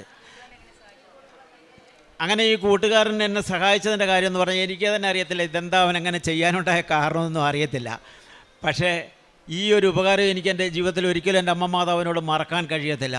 പക്ഷേ അന്ന് മുതലുള്ള എൻ്റെ ജീവിതം എന്ന് പറഞ്ഞാൽ മറ്റുള്ളവർക്ക് വേണ്ടി എന്നെക്കൊണ്ട് കഴിയുന്നത് ചെയ്യുക എന്നുള്ളതായിരുന്നു. പക്ഷേ എൻ്റെ കയ്യിലാണെങ്കിൽ വരുമാനവുമില്ല. പക്ഷേ എൻ്റെ കാര്യങ്ങൾ എങ്ങനെ നടക്കുന്നതെന്ന് എനിക്ക് പോലും അറിയത്തില്ല. അങ്ങനെ ഞാൻ പ്രാർത്ഥനയും കാര്യമായിട്ട് നടക്കുന്നതിനിടയിൽ ഒരു ദിവസം ഒരു സ്വപ്നം കണ്ടു, എൻ്റെ വലത് കാല് സുഖമില്ലാതാകുന്നതായിട്ട്. ഞാൻ രാവിലെ നോക്കുമ്പോൾ കാലിനൊന്നും കുഴപ്പമൊന്നുമില്ല. ഒരു 4 ദിവസം കഴിഞ്ഞ് ഞാൻ നോക്കുമ്പോൾ ഈ വലതുകാല് എനിക്ക് താഴെ തൊടാൻ പറ്റാത്ത അവസ്ഥയിൽ വേദന കൊണ്ട് സഹിക്കാൻ കഴിയുന്നില്ല. എനിക്കാന്നേ ആശ്രയത്തിന് ആരുമില്ല. ഞാൻ അവിടെ ഇരുന്ന് കരഞ്ഞു. മാതാവിൻ്റെ ഫോട്ടോ എൻ്റെ മുന്നിലാണ് ഇരിക്കുന്നത്. മാതാവ് എനിക്കൊരു വഴി കാണിച്ചു തരാൻ പറഞ്ഞു. എന്തായാലും ഞാൻ പോയി എൻ്റെ ദിനകൃത്യങ്ങളൊക്കെ ചെയ്ത് പ്രാർത്ഥിച്ചു.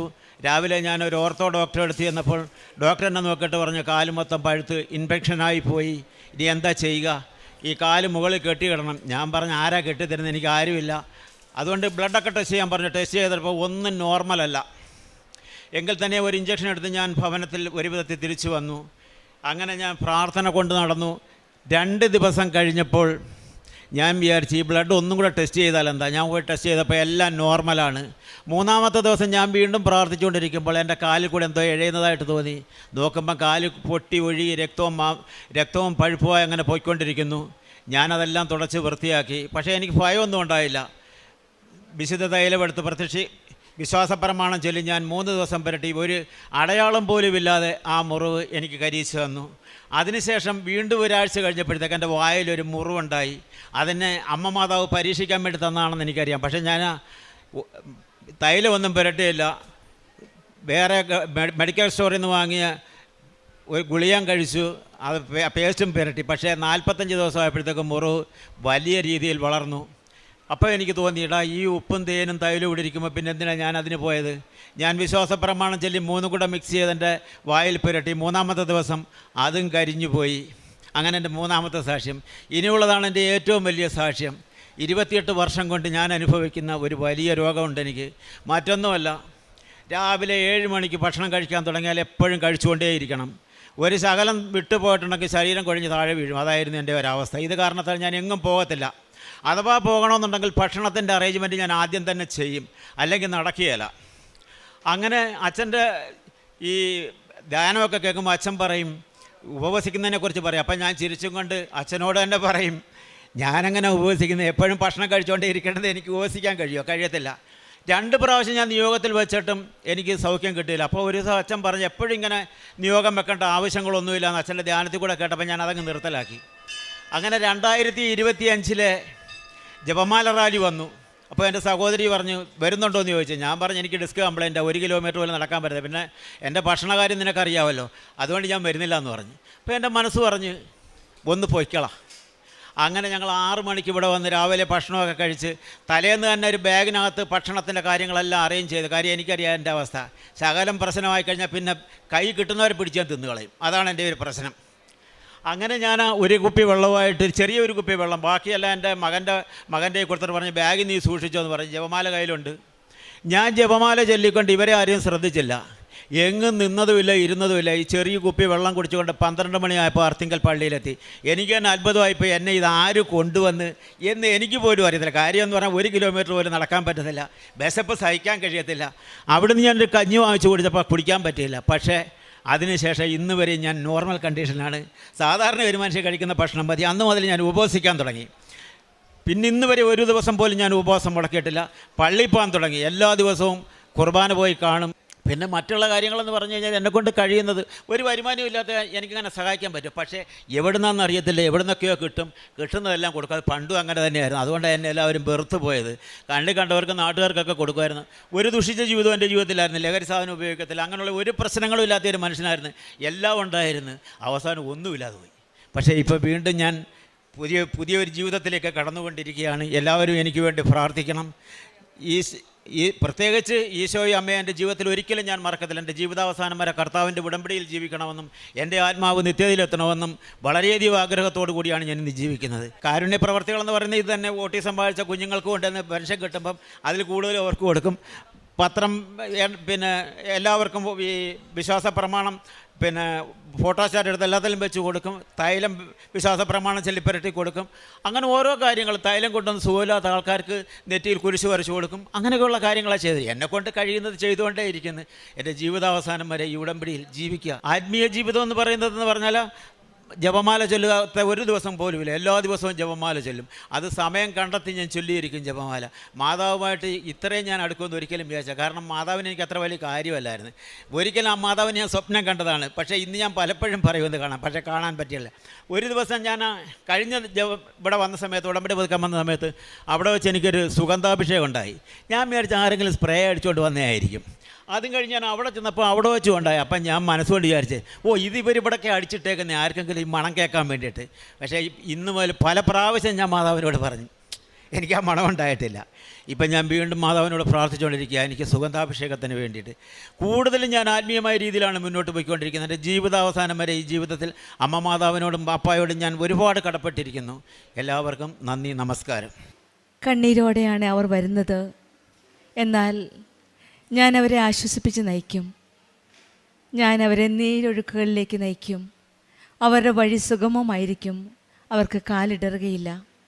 ജെറമ്യാ പ്രവാചകൻ്റെ പുസ്തകം 31-ാം അധ്യായം 9-ാം വചനമാണ്.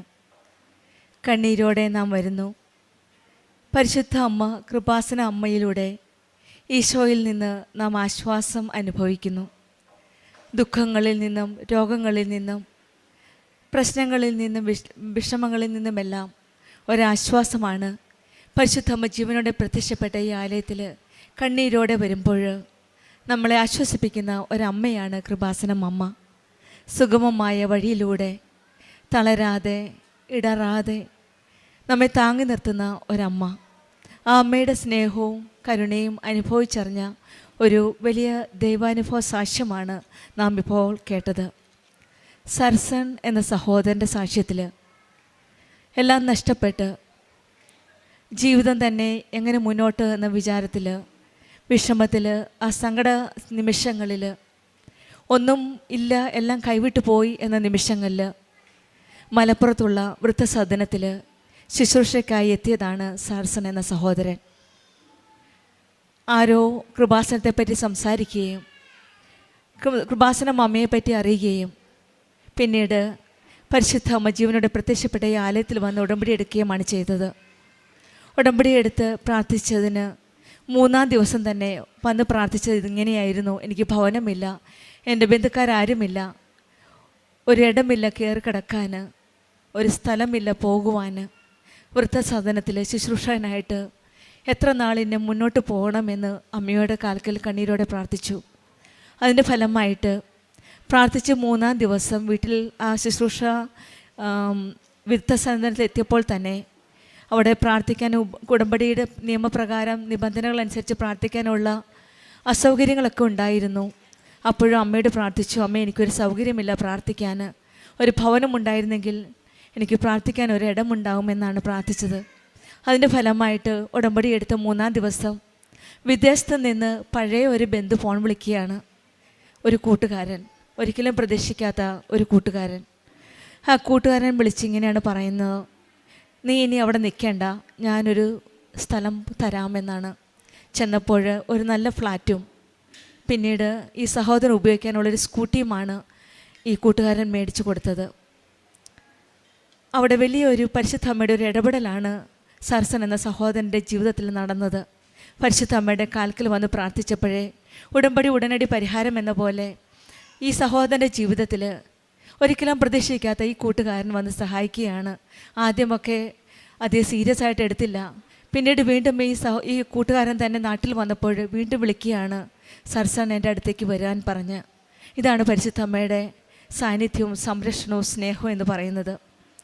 പിന്നീട് അവിടെയാണ് ഈ മകൻ തുടർന്നുകൊണ്ട് പോകുന്നത്. സ്വന്തമായിട്ടൊരു ഫ്ലാറ്റും സ്കൂട്ടിയും എല്ലാം പ്രാർത്ഥിക്കാനുള്ള ഒരു നല്ല സാഹചര്യം, ഒരു സിറ്റുവേഷനാണ് ഒരുക്കി കൊടുത്തത്. പരിശുദ്ധ അമ്മയുടെ ഒരു വലിയ ഇടപെടലായിട്ടാണ് സഹോദരൻ സാസ് നമ്മളോട് സാക്ഷ്യപ്പെടുത്തുന്നത്. പിന്നീട് കണ്ട ഒരു സ്വപ്നമാണ്. ആ നല്ല സന്തോഷത്തിൻ്റെ ദിവസങ്ങളിൽ വീണ്ടും ഒരു സ്വപ്നം കാണുകയാണ്. സാസം തന്നെയാണ്. വലതുകാൽ നീര് വയ്ക്കുകയും വേദന വരുന്നതുമായിട്ട് ഒരു സ്വപ്നം. പിന്നീട് 4 ദിവസം കഴിഞ്ഞപ്പോൾ തന്നെ വലതുകാലിൽ ഇൻഫെക്ഷനായി. അവ വളരെ സീരിയസ് ആയി. ബ്ലഡ് ടെസ്റ്റ് ചെയ്തപ്പോൾ വളരെ ഇൻഫെക്റ്റഡ് ആണ്, ഇത് സീരിയസ് ആണെന്ന് പറഞ്ഞ് ഡോക്ടർ ഒന്നും ചെയ്യാനില്ല എന്ന്. ചിലപ്പോൾ കാല് അത്രയ്ക്ക് സീരിയസ് ആയിരുന്നു. പിന്നീടാണ് ഈ മകന് വീണ്ടും പരിശുദ്ധ അമ്മയുടെ ഉടമ്പടി തൈലവും ഉടമ്പടി ഉപ്പും തേച്ച് പ്രാർത്ഥിച്ച് വിശ്വാസ പ്രമാണിച്ചില്ലിൻ്റെ ഫലമായിട്ട് വീണ്ടും ടെസ്റ്റ് ചെയ്യാൻ പോയി. പക്ഷെങ്കിൽ ആ പ്രാർത്ഥിച്ച് ഇരുന്നോണ്ട് ദിവസം തന്നെയാണ് പെട്ടെന്ന് കാലിൽ നിന്ന് എന്തോ പൊട്ടി ഒഴുകുന്ന പോലെ തോന്നിയത്. അത് ആ കിടന്നിരുന്ന ഇൻഫെക്ഷനായി കിടന്നിരുന്ന പഴുപ്പും രക്തവും വെള്ളവും കൂടിയായിരുന്നു ആ ഒഴുകിപ്പോയത്. പിന്നീട് ഉടമ്പടി തൈലം ഉപയോഗിച്ച് പ്രാർത്ഥിച്ചതിൻ്റെ ഫലമായിട്ട് കംപ്ലീറ്റായിട്ട് ഹീലാവുകയാണ്, കംപ്ലീറ്റായിട്ട് സൗഖ്യപ്പെടുകയാണ് ചെയ്തത്. ഇവിടെയും പരിശുദ്ധ അമ്മയുടെ ഒരു വലിയ സാന്നിധ്യമാണ്. പഴുപ്പ് മുഴുവൻ മാറി. അത് പരിശുദ്ധ അമ്മയുടെ ആ ഉടമ്പടി തൈലോ ഉടമ്പടി വസ്തുക്കളിലൂടെ മാത്രമാണ് ഈ മകന് സൗഖ്യം കിട്ടിയെന്നാണ് സാക്ഷ്യപ്പെടുത്തുന്നത്. അതുപോലെ തന്നെയാണ് വായിലുണ്ടായിരുന്ന മുറിവും ഉടമ്പടി വസ്തുക്കൾ വിശ്വാസത്തോടെ ഉപയോഗിച്ചതിന് ഫലമായിട്ടാണ്. പിന്നീട് പറഞ്ഞ കാര്യം 28 വർഷം ഉണ്ടായിരുന്ന ഒരു പ്രശ്നമായിരുന്നു. എപ്പോഴും ഭക്ഷണം കഴിക്കണം, എത്ര ഭക്ഷണം കഴിച്ചാലും അത് തീരില്ല. ഭക്ഷണവും എല്ലാം പാക്ക് ചെയ്തുകൊണ്ടാണ് ഈ സഹോദരന് ജപമാല റാലിക്ക് പോരുന്നത്. സ്വന്തം സഹോദരിയാണ് വിളിച്ചത്. പക്ഷെങ്കിൽ ജപമാല റാലിക്ക് വരാൻ ആഗ്രഹമില്ല, ഈ ഫുഡ് പ്രശ്നമുള്ളതുകൊണ്ട്. അതുകൊണ്ട് പിന്നീട് പോകാമെന്ന് തീരുമാനിച്ചു. പക്ഷെങ്കിൽ സഹോദരിയുടെ മകൻ്റെ കയ്യിൽ ഇനഫ് ഫുഡ്, ഭക്ഷണം കാര്യങ്ങളെല്ലാം പാക്ക് ചെയ്ത് കൊടുത്തിരുന്നു. അങ്ങനെ ആ ഭക്ഷണവുമായിട്ടാണ് വന്നത്. പക്ഷെങ്കിൽ വന്നപ്പോൾ സാൻസണെല്ലാം മറന്നുപോയി. ഒരു കുപ്പി വെള്ളം മാത്രം കയ്യിൽ പിടിച്ചുകൊണ്ട് അർത്തങ്കൽ വരെ ജപമാല റാലി ചൊല്ലി പ്രാർത്ഥിച്ചുകൊണ്ട് പോയി. അന്ന് തൊട്ട് ഇന്ന് വരെ ആ അസുഖം വന്നിട്ടില്ല. 28 വർഷമാണ് ഈ സഹോദരൻ ആ അസുഖത്തിൽ നിന്നും തുടർച്ചയായിട്ടുള്ള ആഹാരത്തിൻ്റെ ഭക്ഷണത്തിൻ്റെ ആ പ്രശ്നത്തിൽ നിന്നും പരിഹാരമായിട്ട് പരിശുദ്ധ അമ്മ സൗഖ്യപ്പെടുത്തി കൊടുത്തത്. ഇവിടെയും പരിശുദ്ധ അമ്മയുടെ ഒരു വലിയ സാന്നിധ്യമാണ് ഈ മകൻ്റെ ജീവിതത്തിൽ. പറഞ്ഞു തീർക്കുന്ന സാക്ഷ്യം എങ്ങനെയാണ്: എനിക്കൊരു പുതിയ ജീവനാണ് ഈശോയും അമ്മയും തന്നത്. ഇനി നിത്യത വരെ എൻ്റെ ഉടമ്പടി ജീവിതം മുന്നോട്ട് നയിക്കണമെന്നാണ്. സാർസൻ്റെ ജീവിതത്തിൽ ഈശോയുടെയും അമ്മയുടെ ഒരു വലിയ ഇടപെടലാണ്. കൂട്ടുകാരനിലൂടെയും രോഗസൗഖ്യത്തിൽ കൂടെയും 28 വർഷമുണ്ടായിരുന്ന ആ ഭക്ഷണത്തിൽ നിന്നുള്ള ആ രോഗത്തിൽ നിന്നുള്ള സൗഖ്യമാണ് ഏറ്റവും വലിയ സൗഖ്യമെന്നാണ് ഈ മകൻ സാക്ഷ്യപ്പെടുത്തുന്നത്. പല ഹോസ്പിറ്റലിൽ പോയിട്ട് ഇതിനൊന്നും ട്രീറ്റ്മെൻറ്റ് ഇല്ല എന്നാണ് പറഞ്ഞത്. അത് ജീവിതത്തിൽ ഒരു സൗഖ്യമാകാത്ത ഒരു കാര്യമായിട്ട് സ്വീകരിച്ച് മുന്നോട്ട് പോയപ്പോഴാണ് ഈശോയുടെ അമ്മയുടെ ഇടപെടൽ വന്നത്. ഉടമ്പടിയിൽ നമ്മുടെ ജീവിതത്തിലും വിഷമസന്ധിതിയിൽ വിഷമ ഘട്ടങ്ങളിൽ ഈശോയിലും അമ്മയിലും വിശ്വാസമർപ്പിച്ച് കണ്ണീരോടെ നമ്മൾ ഈ ആലയത്തിൽ വരുമ്പോൾ നമ്മളെ ആശ്വസിപ്പിക്കുന്ന ആ ദൈവത്തിൻ്റെ കരങ്ങളിലേക്ക് കൃപാസനം അമ്മയാണ് നമ്മെ കരം പിടിച്ച് കൊണ്ടുപോകുന്നത്. നമ്മുടെ ജീവിതത്തിലെ എല്ലാ പ്രശ്നങ്ങളും പ്രതിസന്ധികളും എല്ലാം പരിശുദ്ധ അമ്മയുടെ കരങ്ങളിലേക്ക് സമർപ്പിക്കാം. പ്രാർത്ഥനയിൽ കരയുന്നത് ഒരു ദുർബലമല്ല, അത് വിശ്വാസത്തിൻ്റെ ഒരു അടയാളമാണ്. നമ്മെ നേരായ വഴിയിലൂടെ നടത്താനും ഒരിക്കലും ആദ്യമായി ഈശോയ്ക്ക് മാതാവിന് ഒരുപാട് നന്ദി പറയുന്നു. എൻ്റെ പേര് നീയ, ഞാൻ കോട്ടയം കിടങ്ങൂരിൽ നിന്ന് വരുന്നു. ഞങ്ങൾ കൂട്ടുകാരാണ്. അപ്പോൾ നമ്മൾ ആദ്യമായി ഇവിടെ വന്ന് ഉടമ്പടി എടുക്കുന്നത് ഏപ്രിൽ 14 2023 അപ്പം ഞങ്ങൾക്ക് ഇത് ഉടമ്പടിയെക്കുറിച്ചോ മാതാവിനെക്കുറിച്ചോ കൃപാസനത്തിനെക്കുറിച്ചോ വലിയ അറിവില്ലായിരുന്നു.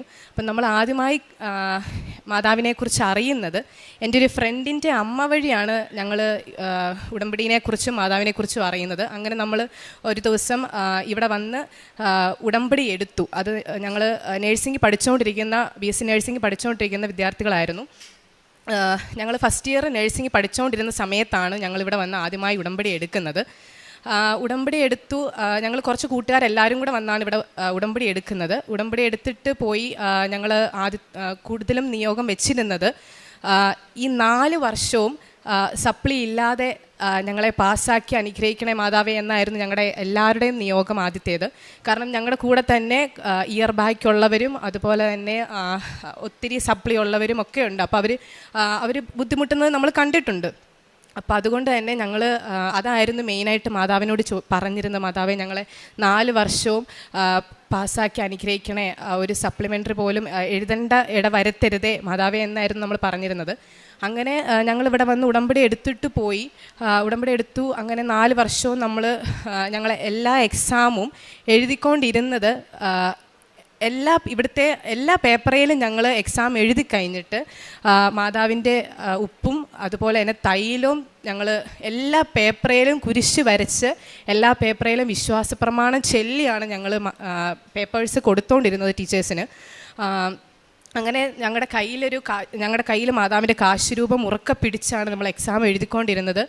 ഉപ്പും കയ്യിൽ പിടിക്കും. അതുപോലെ തന്നെ ഞങ്ങൾ ഇരിക്കുന്ന ആ ടേബിളിൽ ഉപ്പ് വെതറിയിട്ട് ആണ് ഞങ്ങൾ എക്സാം എഴുതിക്കൊണ്ടിരുന്നത്. അതുപോലെ തന്നെ ഞങ്ങളുടെ കൂട്ടുകാരും അതുപോലെ എക്സാമിന് മുമ്പ് ഞങ്ങളുടെ അടുത്ത് വന്ന് ചോദിക്കുമായിരുന്നു, കുറച്ച് ഉപ്പ് തരാവോ, കുറച്ച് തൈലം തൂത്ത് തരാവോ എന്ന് അവരും വന്ന് ചോദിക്കുമായിരുന്നു. എക്സാമിന് കയറുന്നതിന് മുമ്പ് ഞങ്ങൾ നിൻ്റെ ദൈവമായ കർത്താവും വിജയം നൽകുന്ന യോദ്ധാവും നിൻ്റെ മധ്യയുണ്ട് എന്ന ആ വചനം ഞങ്ങൾ കൂട്ടുകാരുടെ ഇടയിൽ അങ്ങോട്ടും ഇങ്ങോട്ടും പറഞ്ഞിട്ടാണ് ഞങ്ങൾ എക്സാം ഹോളിൽ കയറിക്കൊണ്ടിരുന്നത്. അപ്പോൾ അങ്ങനെ എക്സാം എഴുതി ഫസ്റ്റ് ഇയർ തൊട്ട് 4th ഇയർ ഞങ്ങൾ കഴിഞ്ഞ ഡിസംബറിലാണ് 4th ഇയറിൻ്റെ എക്സാം കഴിഞ്ഞത്. ലാസ്റ്റ് ഇയറിൻ്റെ എക്സാം വന്നപ്പോൾ നമുക്ക് മാനേജ്മെൻ്റ് എന്ന് പറഞ്ഞൊരു ഒരു സബ്ജക്റ്റ് ഉണ്ട്. അപ്പോൾ ആ സബ്ജക്റ്റ് ഞങ്ങൾ വിചാരിച്ച പോലെയല്ല. ഞങ്ങൾ എല്ലാം പഠിച്ചു. പക്ഷേ ആ എക്സാം ഭയങ്കര പാടായിരുന്നു. ഞങ്ങൾ ജസ്റ്റ് അറ്റൻഡ് ചെയ്തിട്ടുണ്ട് എന്നേ ഉള്ളൂ, അല്ലാതെ നമ്മൾ പഠിച്ചതോ ഒന്നുമല്ല. അതെങ്ങനെ ആ എക്സാം കഴിഞ്ഞിട്ട് ഫുൾ അന്നത്തെ ദിവസം കരച്ചിൽ അങ്ങനെയൊക്കെ ആയിരുന്നു. കാരണം നമുക്കറിയില്ല, അതുപോലെ പാടായിട്ടുള്ളൊരു എക്സാം എന്ന് പറയുമ്പോൾ നമുക്ക് എല്ലാവർക്കും പൊതുവേ ആ എക്സാം ഭയങ്കര പാടായിരുന്നു. അത് കിട്ടുമെന്ന് ഞങ്ങൾ ആരും വിചാരിച്ചതല്ല. അങ്ങനെ ഞങ്ങൾ ഭയങ്കര പ്രാർത്ഥന മാതാവിന്. പിന്നെ നമുക്കൊരു ധൈര്യം ഉള്ളത്, തൈലം തൂത്തിട്ടുണ്ടല്ലോ, മാതാവിൻ്റെ കാശുരൂപം വെച്ചാണല്ലോ എഴുതിയത്, മാതാവ് തൊട്ടോളും എന്നൊരു വിശ്വാസം നമുക്കുണ്ടായിരുന്നു. അപ്പോൾ അങ്ങനെ ഞങ്ങളിങ്ങനെ വിശ്വസിച്ച് പ്രാർത്ഥിച്ചു. എക്സാം കഴിഞ്ഞിട്ടാണെങ്കിലും എല്ലാ ദിവസവും പള്ളിയിൽ പോവുകയും, ഇപ്പം ഞങ്ങൾക്ക് നൈറ്റ് ഷിഫ്റ്റ് വരാം, ഈവനിങ് ഷിഫ്റ്റ് വരാം, അങ്ങനെ പല ഷിഫ്റ്റ് ഉണ്ട്. അപ്പം നൈറ്റ് ഷിഫ്റ്റ് കഴിഞ്ഞാൽ ഞങ്ങൾ റൂമിൽ പോകാതെ അതുവഴി നമ്മൾ ആരാധനയ്ക്ക് പോകുമായിരുന്നു പള്ളിയിൽ. അപ്പം എങ്ങനെ എല്ലാ ദിവസവും നമ്മൾ ആരാധനയും കൂടി പള്ളിയിൽ പ്രാർത്ഥിച്ച് മാതാവിൻ, ഞങ്ങൾക്ക് അടുത്തൊരു പള്ളിയുണ്ട്, അപ്പം എല്ലാ ദിവസവും പ്രാർത്ഥിച്ച് അങ്ങനെ നമ്മൾ പ്രാർത്ഥിച്ചുകൊണ്ടിരിക്കുമായിരുന്നു റിസൾട്ടിന് വരുന്നതിന് മുമ്പ് വരെ എല്ലാ ദിവസവും. അതുപോലെ തന്നെ വെളുപ്പിനെ 3 മണിക്ക് നമ്മൾ ഇങ്ങനെ കൊന്ത ചെല്ലുമായിരുന്നു. അതുപോലെ പ്രത്യക്ഷീകരണ പ്രാർത്ഥനയും 5:30 ചെല്ലും, 3 മണിക്ക് കൊന്ത ചെല്ലുന്നു. അങ്ങനെ നമ്മൾ നല്ലപോലെ പ്രാർത്ഥിക്കുന്നുണ്ടായിരുന്നു. പിന്നെ ഒരു വിശ്വാസം ഉള്ളതെന്ന് പറയുന്നത് തൈലം തൂത്തിട്ടുണ്ടല്ലോ, ഉടമ്പടി എടുത്തിട്ടുണ്ട്. നമ്മൾ ആദ്യത്തെ ഉടമ്പടി കഴിഞ്ഞേ പിന്നെ നമ്മൾ പുതുക്കുന്നുണ്ടായിരുന്നു. ആ ഒരു കണക്ഷൻ വിട്ടിട്ടില്ല. നമ്മൾ ഫസ്റ്റ് ഇയർ കഴിഞ്ഞേ പിന്നെ നമ്മൾ ഇടയ്ക്കിടയ്ക്ക് നമ്മളിങ്ങനെ പുതുക്കി ഓൺലൈൻ വഴി നമ്മളിങ്ങനെ ഉടമ്പടി എടുക്കുന്നുണ്ടായിരുന്നു. അപ്പോൾ അങ്ങനെ ഉടമ്പടി എടുത്തു. എക്സാമിൻ്റെ സമയത്ത് നമ്മൾ ഉടമ്പടി തന്നെയായിരുന്നു. അങ്ങനെ ആരാധനയൊക്കെ കൂടി അങ്ങനെ നമ്മളിങ്ങനെ പ്രാർത്ഥിച്ചുകൊണ്ടിരിക്കുമായിരുന്നു. അപ്പോൾ ഇങ്ങനെ എനിക്ക് പൊതുവേ അങ്ങനെ അടയാളങ്ങളൊന്നും കിട്ടാറില്ല. ഞാനിങ്ങനെ പ്രാർത്ഥിക്കുമായിരുന്നു, മാതാവേ ഞാൻ ട്വിൻസാണ്, അപ്പം എൻ്റെ ട്വിന്നിന് ഇങ്ങനെ ഇടയ്ക്ക് അവൾക്കിങ്ങനെ അടയാളങ്ങൾ കിട്ടുമായിരുന്നു. അവൾ എന്നോട് പറയും, എടി മാതാവ് ഇങ്ങനെ പറഞ്ഞു ഇത്ര പേര്. അപ്പം ഫസ്റ്റ് ഇയർ തൊട്ടേ അപ്പോൾ ഇവക്ക് ഇങ്ങനെ ഇങ്ങനെ ഇവക്ക് ഇങ്ങനെ കിട്ടുമായിരുന്നു, മാതാവ് ഇങ്ങനെ പറഞ്ഞു ഇങ്ങനെ എടി ഇന്ന ആൾക്കാർ പാസ്സായിട്ടുണ്ടെന്ന് എനിക്കിങ്ങനെ സ്വപ്നത്തിൽ കാണിക്കുന്നുണ്ട് എന്നിങ്ങനെ ഫസ്റ്റ് ഇയറും സെക്കൻഡ് ഇയറും തേർഡ് ഇയറും അതുപോലെ ഫോർത്ത് ഇയർ കിട്ടിയിട്ടില്ല. തേർഡ് ഇയർ വരെ ഇവർക്ക് ഇങ്ങനെ കിട്ടുമായിരുന്നു, എടി ഞാനിങ്ങനെ സ്വപ്നത്തിൽ കണ്ടു നീയും ഞാനും ഞങ്ങളുടെ കുറച്ച് കൂട്ടുകാരുടെ പേര് പറഞ്ഞിട്ട് പറയും ഇത്രയും പേരെ പാസ്സാക്കിയതായിട്ട് മാതാവ് എന്നെ ഇങ്ങനെ കാണിച്ചിട്ടുണ്ട് എന്ന് പറയുന്നുണ്ട് ഇവള്. അപ്പം ഞാൻ ഓർക്കും ഇവക്ക് മാത്രം എന്താ കിട്ടുന്നത്, എന്നെ ഇങ്ങനെ കാണിക്കുന്നില്ല. പൊതുവെ എന്നേക്കാളും കുറച്ചും കൂടെ പ്രാർത്ഥിക്കും ഇവള്. ഞാനും പ്രാർത്ഥിക്കും എന്ന് പറഞ്ഞാലും പക്ഷേ ഇവള് എപ്പോഴും കൊന്ത ചെല്ലും, എവിടെ പോയാൽ അങ്ങനെയായിരുന്നു. അപ്പം ഞാൻ ഓർത്ത് ഇനിയിപ്പം ഞാൻ ഇവളെപ്പോലെ ഒത്തിരി പ്രാർത്ഥിക്കാഞ്ഞിട്ടാണോ. അപ്പം ഞാനും കൊന്ത ചെല്ലാൻ തുടങ്ങി. ഞാനും ഇങ്ങനെ എവിടെയെങ്കിലും പോകുമ്പം വഴിയിൽ ഇങ്ങനെ ബസ്സിലിരുന്ന് അങ്ങനെയൊക്കെ കൊന്ത ചെല്ലാൻ തുടങ്ങി, കുറച്ചും കൂടെ പ്രാർത്ഥിക്കാൻ തുടങ്ങി. അപ്പോൾ ഉടമ്പടി കാര്യങ്ങൾ ചെയ്യുന്നില്ലെന്നല്ല, എല്ലാ കാര്യങ്ങളും ചെയ്യുന്നുണ്ട്. അതുപോലെ തന്നെ ഇവക്കിങ്ങനെ അടയാളങ്ങൾ കാണിക്കുന്നു, എന്നെ കാണിക്കുന്നില്ല. അപ്പം ഞാനിങ്ങനെ മാതാവിനോട് ചോദിച്ചു, മാതാവ് എന്നെ മാത്രം എന്താ കാണിക്കാത്തത്, ഇവൾ കാണുന്നുണ്ടല്ലോ, ഇവളിങ്ങനെ എല്ലാ വർഷവും അടയാളങ്ങൾ കാണുന്നുണ്ട്, ഇവളെല്ലാം കാണുന്നുണ്ട്, ഇവളെ കാണിക്കുന്നു, ഇവൾ സ്വപ്നത്തിൽ കാണാൻ തുടങ്ങി അങ്ങനെയൊക്കെ. അപ്പോൾ ഞാനിങ്ങനെ പ്രാർത്ഥിക്കാൻ തുടങ്ങി എന്നെയും ഒരു അടയാളം കാണിക്കണേ മാതാവേ, എനിക്കും ആഗ്രഹമാണ് ഇങ്ങനെ പറയാനും ഇങ്ങനെ അപ്പോൾ ഇവളെല്ലാവരോടും പറയുക ഇങ്ങനെ എടി ഞാനിങ്ങനെ കണ്ടു മാതാവ് എന്നെ ഇങ്ങനെ കാണിച്ചു, ഇന്നെ ആൾക്കാർ പാസ്സായത് കാണിച്ചു. അതുപോലെ തന്നെ നടക്കുകയും ചെയ്യും എന്നുള്ളതാണ്. ഈ സെക്കൻഡ് ഇയർ ഒക്കെ എക്സാം കഴിഞ്ഞിട്ട് ഇവൾ പറയും, എടി ഇങ്ങനെ ഇവൾ സ്വപ്നം കണ്ട ആളുടെ അടുത്ത് പോയി നിന്നെ പാസ്സാക്കിയതായിട്ട് ഞാൻ കാണുന്നുണ്ട്, അതുപോലെ തന്നെ നടക്കുന്നുമുണ്ട്. അപ്പം ഞാനിങ്ങനെ പ്രാർത്ഥിക്കാൻ തുടങ്ങി, എന്നെ കാണിക്കണേ, എനിക്കും ഇങ്ങനെ ആഗ്രഹം ഇങ്ങനെ എന്നെ കാണിക്കാൻ പ്രാർത്ഥിക്കാൻ തുടങ്ങി. അങ്ങനെ ഫോർത്ത് ഇയർ എക്സാം കഴിഞ്ഞിട്ട് ഞാൻ പ്രാർത്ഥിക്കാൻ തുടങ്ങി, എന്നെ എന്തെങ്കിലും ഒരു അടയാളം പാസ്സായതായിട്ട് എന്തെങ്കിലും ഒരു അടയാളം കാണിച്ചാൽ മതി. അപ്പോൾ അങ്ങനെ കാണിക്കാൻ പ്രാർത്ഥിച്ചുകൊണ്ടിരുന്നു. അങ്ങനെ ഒരു ദിവസം ഞാൻ ഉറങ്ങിക്കൊണ്ടിരുന്നപ്പോൾ എന്നെ ഇങ്ങനെ ഒരു ഗ്രേ കളറിലൊരു മാതാവാണോ അതാ ഞാൻ ഓർക്കുന്നില്ല, ഒരു ഗ്രേ കളറിലൊരു ഒരാൾ വന്നെന്നെ തട്ടുക, ഇങ്ങനെ എനിക്ക് പ്രാർത്ഥിക്കുന്നു ഞാൻ കേൾക്കുന്നുണ്ട്, അല്ലാതെ പിക്ചർ ക്ലിയർ അല്ല, പക്ഷെ എന്നോട് ഇങ്ങനെ എണീക്ക് പ്രാർത്ഥിക്കുന്നു പറയുന്നുണ്ട്.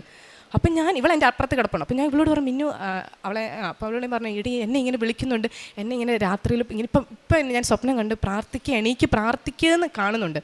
അപ്പം ഞാൻ എണീറ്റ് സമയം നോക്കിയപ്പം 3 മണി, വെളുപ്പിനെ 3 മണിയാണ്.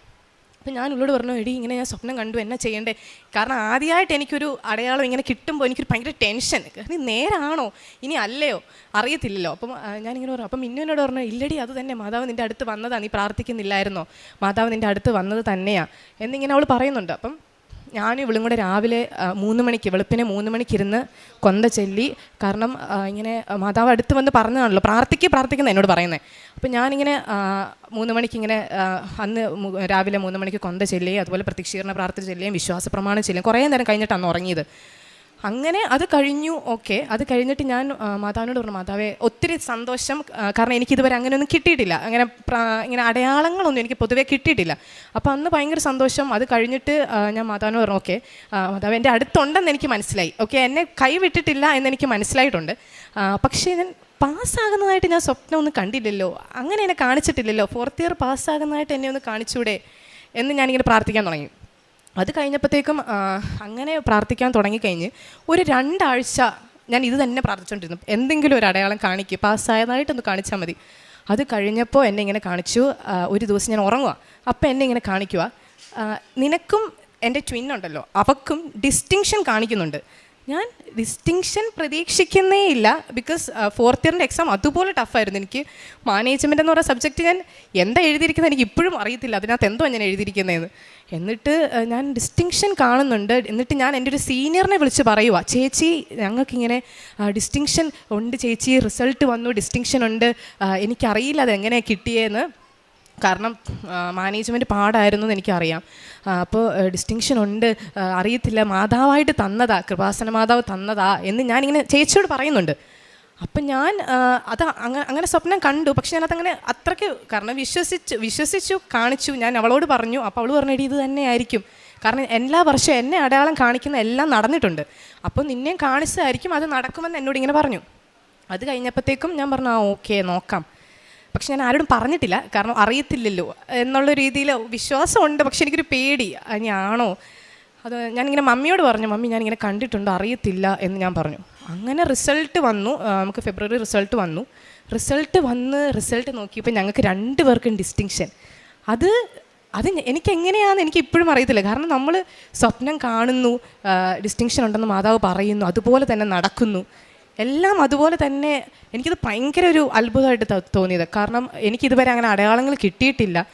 അപ്പോഴെനിക്ക് മനസ്സിലായി, വിശ്വസിച്ച് പ്രാർത്ഥിച്ച എന്തായാലും അതിന് ഉത്തരം കിട്ടുമെന്ന് എനിക്ക് മനസ്സിലായി. കാരണം ഞാൻ അങ്ങനെ ഉടമ്പടി എടുക്കുന്നതിന് മുമ്പ് ഞാൻ പ്രാർത്ഥിക്കും എന്ന് പറഞ്ഞാൽ വലിയ വിശ്വാസിയോ വലിയ കാര്യമായിട്ട് പ്രാർത്ഥിക്കുമോ അങ്ങനെയൊന്നുമില്ല. വീട്ടിൽ കുരിശ് വരയ്ക്കും, സന്ധ്യാപ്രാർത്ഥനയൊക്കെ ചെയ്യും, എല്ലാ ദിവസവും പള്ളിയിൽ പോകുന്നുണ്ടായിരുന്നു, എല്ലാ ദിവസവും പള്ളിയിൽ പോകും, അങ്ങനെ ഒക്കെ ഉണ്ട്. പക്ഷേ അങ്ങനെ വലിയ കാര്യമായിട്ട് ഞാൻ തന്നെ ഇരുന്ന് പ്രാർത്ഥിക്കുമോ അങ്ങനെയൊന്നും ചെയ്തിട്ട് പൊതുവേ ഇല്ല. അപ്പം ഈ ഉടമ്പടി എടുത്തേ പിന്നെയാണ് ഞാനിങ്ങനെ തന്നെ പ്രാർത്ഥിക്കാൻ തുടങ്ങിയതും അതുപോലെ ഈശോയെക്കുറിച്ച് മറ്റുള്ളവർക്ക് പറഞ്ഞു കൊടുക്കാൻ തുടങ്ങിയതും. നേരത്തെ എനിക്ക് കുറച്ച് ചമ്മലൊക്കെ ഉണ്ടായിരുന്നു, ഇങ്ങനെ പറയാനും കാര്യങ്ങളൊക്കെ, ഇങ്ങനെ ഈശോ അങ്ങനെയാണ് ഇങ്ങനെയാണെന്നൊക്കെ പറയാൻ ഇച്ചിരി ചമ്മലുള്ള കൂട്ടത്തിലാണ് ഞാൻ. പക്ഷെ ഉടമ്പടി എടുത്തേ പിന്നെ മറ്റുള്ളവരുടെ മാതാവിനെക്കുറിച്ച് പറയാനും എനിക്ക് കിട്ടിയ അനുഗ്രഹങ്ങൾ കുറച്ചും കൂടെ അവരെ കൂടെ പറയാനും അതുപോലെ തന്നെ പ്രാർത്ഥിക്കുന്നതിനെക്കുറിച്ചുമൊക്കെ പറയുന്നതിന് എനിക്കങ്ങനെ മടി തോന്നിയിട്ടില്ല. അങ്ങനെ മറ്റുള്ളവരോട് പറയുമായിരുന്നു, അങ്ങനെ എല്ലാവരോടും അങ്ങനെ ഇങ്ങനെയൊക്കെ പറയും, മാതാവ് അങ്ങനെയാണ്, മാതാവ് ഇങ്ങനെയാണ്, ഇങ്ങനെ കൃപാസനം എന്ന് പറയുന്നത് അറിയാൻ മേലാത്തവർക്കും പറയുമായിരുന്നു. ഇങ്ങനെ കൃപാസനം എന്ന് പറഞ്ഞൊരു പള്ളിയുണ്ട്, അവിടെ ഇങ്ങനെ മാതാവുണ്ട്, എല്ലാ കാര്യങ്ങളും മാതാവ് നമുക്ക് എന്ത് വേണമെങ്കിലും മാതാവിനോട് വിശ്വസിച്ച് പ്രാർത്ഥിച്ചാൽ നടത്തി തരും എന്ന് ഞാനിങ്ങനെ പറയുന്നുണ്ടായിരുന്നു. അപ്പോൾ അങ്ങനെ ഓരോന്നിങ്ങനെ പറയും, മാതാവിൻ്റെ കാര്യങ്ങളൊക്കെ എല്ലാവരോടും പറയുമായിരുന്നു. അങ്ങനെ ഞങ്ങൾ വഴി കുറേ പേര് ഇവിടെ വന്ന് ഉടമ്പടി എടുത്തിട്ടുണ്ട്. അതുപോലെ തന്നെ അവർ ഉടമ്പടി എടുത്തത് മാത്രമല്ല, എക്സാമിന് മുമ്പായിട്ടും ഞങ്ങളുടെ കൂടെ ഒരു പെന്തിക്കോസ്ത് വെച്ചിട്ടുണ്ടായിരുന്നു. അപ്പം അവൾ ഞാനങ്ങനെ ഇങ്ങനെ മാതാവിനെക്കുറിച്ച് പറയുന്നത് ഞാനങ്ങനെ പറയും, ഇവരോടും പറയും, എല്ലാവരോടും പറയുന്ന കൂട്ടത്തിൽ ഞാൻ ഇവളോടും പറയുമായിരുന്നു. പക്ഷേ ഇവള് അങ്ങനെ വിശ്വസിക്കുമെന്നൊരു എനിക്ക്, കാരണം ഇവരുടെ ആ ഒരു സഭയിൽ അത് ഇല്ലാത്തതുകൊണ്ട് ഞാൻ അങ്ങനെ വിശ്വസിക്കുമെന്ന് ഞാൻ പറഞ്ഞു നോക്കുമായിരുന്നു. അങ്ങനെ ഇവൾ എക്സാം കഴിഞ്ഞിട്ടും അതുപോലെ തന്നെ റിസൾട്ടിൻ്റെ സമയത്തും ഒക്കെ ഇവൾ ഞങ്ങളുടെ അടുത്ത് വന്നിങ്ങനെ പറയുമായിരുന്നു, എടി മാതാവിനോടൊന്ന് പറയാവോ, എനിക്ക് ആ തൈലം ഒന്ന് തൂത്ത് തരാവോ, കുരിശ് വരച്ച് തരാവോ, നെറ്റിയേൽ ഉപ്പ്, ഇവിടുത്തെ ഉപ്പ് എനിക്കൊന്ന് തരാവോ, എക്സാം ഹോളിൽ കയറുന്നതിന് മുമ്പ് ഇവൾ ഞങ്ങളുടെ അടുത്ത് വന്ന് ചോദിക്കുമായിരുന്നു. കാരണം ഇവളോട് പറഞ്ഞ് ഇവൾക്ക് ആ ഒരു വിശ്വാസം, മാതാവിനോടുള്ളൊരു വിശ്വാസം വളർന്നു. അങ്ങനെ ഞങ്ങളുടെ അടുത്ത് വന്ന് ചോദിക്കും, അങ്ങനെ ഇവളോടും പറയും. ഇപ്പോഴും ഞങ്ങളെ വിളിക്കുമ്പോൾ അവൾ പറയും, മാതാവ് ഉള്ളതുകൊണ്ട് മാത്രം പാസ്സായത് എന്ന് അവൾ എന്നോട് ഇങ്ങോട്ട് പറയും, എടി ഞാൻ പാസ്സായത് മാതാവിനോട് പ്രാർത്ഥിച്ചിട്ടാ എന്ന്. അപ്പോൾ അങ്ങനെ കുറച്ചും കൂടെ മാതാവിനോട് അടുക്കുവാനും, അതുപോലെ 2 ആഴ്ച കൂടെ നമ്മൾ കുമ്പസാരിക്കുമായിരുന്നു ഉടമ്പടി എടുത്തേ പിന്നെ. എല്ലാ ദിവസവും കുർബാന കാണും. നമുക്ക് എല്ലാ ദിവസവും അവിടെ പോയി കുർബാന കാണാൻ പറ്റത്തില്ല, ഓൺലൈനായിട്ട് നമ്മൾ കാണുന്നുണ്ടായിരുന്നു. അങ്ങനെ ഇവിടുത്തെ അച്ഛൻ്റെ ടോക്ക് കേൾക്കുമായിരുന്നു. അങ്ങനെ എല്ലാം കേൾക്കുന്നുണ്ട്, നല്ല രീതിയിലാണ് ഉടമ്പടി പൊയ്ക്കൊണ്ടിരുന്നത്. ഇതാണ് എൻ്റെ ആദ്യത്തെ സാക്ഷ്യം. രണ്ടാമത്തെന്ന് പറഞ്ഞു കഴിഞ്ഞാൽ എൻ്റെ ചെവിയിൽ ഇങ്ങനെ ഒരു ചെറിയൊരു അലർജി പോലെ വന്നു. അപ്പം അതിന് എനിക്ക് കുറച്ച് ഇച്ചിങ്ങും വേദനയും കാര്യങ്ങളൊക്കെ ഉണ്ടായിരുന്നു. അപ്പം നമ്മൾ മമ്മി എന്നോട് വീട്ടിൽ പറഞ്ഞു, ഓക്കെ ഹോസ്പിറ്റലിൽ കൊണ്ട് കാണിക്കുക, ഇത് കുറഞ്ഞില്ലെങ്കിൽ എന്ത് ചെയ്യും എന്നുള്ള രീതിയിൽ. അപ്പോൾ ഇത് കുറച്ച് വേഴ്സായെന്ന് പറഞ്ഞാൽ കുറച്ച് ഇച്ചിങ് കാര്യങ്ങൾ വന്നപ്പോഴത്തേക്കും ഞാനിങ്ങനെ ഓക്കെ എന്തിനാ ഹോസ്പിറ്റലിൽ പോകുന്നത്, തൈലം ഉണ്ടല്ലോ കയ്യിൽ, എല്ലാം എക്സാമിനും എല്ലാം നമ്മൾ തൈലമാണല്ലോ യൂസ് ചെയ്യുന്നത്. അങ്ങനെയാണല്ലോ മാതാവ് ഇത്ര അത്ഭുതങ്ങൾ നമ്മുടെ ഇടയിൽ പ്രവർത്തിച്ചുകൊണ്ടിരിക്കുന്നത്. അപ്പം ഞാനിങ്ങനെ ഓക്കെ അതൊന്ന് തൂത്താൽ പോരെ എന്നുള്ള, അത് കുരിശ് വരച്ചാൽ പോരെ എന്നുള്ള രീതിയിലായിരുന്നു. അപ്പം മമ്മി ഇങ്ങനെ പറയുമ്പോൾ ഞാൻ പറയും, ഇല്ലമ്മി അതിൻ്റെ ആവശ്യമില്ല, തൈലം ഉണ്ടല്ലോ അത് മതി, അതിൻ്റെ ആവശ്യമുള്ളൂ എന്ന് ഞാനിങ്ങനെ പറയുന്നുണ്ടായിരുന്നു. അങ്ങനെ ഞാൻ ഡേറ്റ് ഇട്ട് പ്രാർത്ഥിച്ചു. 2 ആഴ്ചയ്ക്കുള്ളിൽ മാതാവേ എനിക്കിത് മാറ്റി തരണേന്ന് ഞാൻ ഡേറ്റ് ഇട്ട് പ്രാർത്ഥിച്ചു.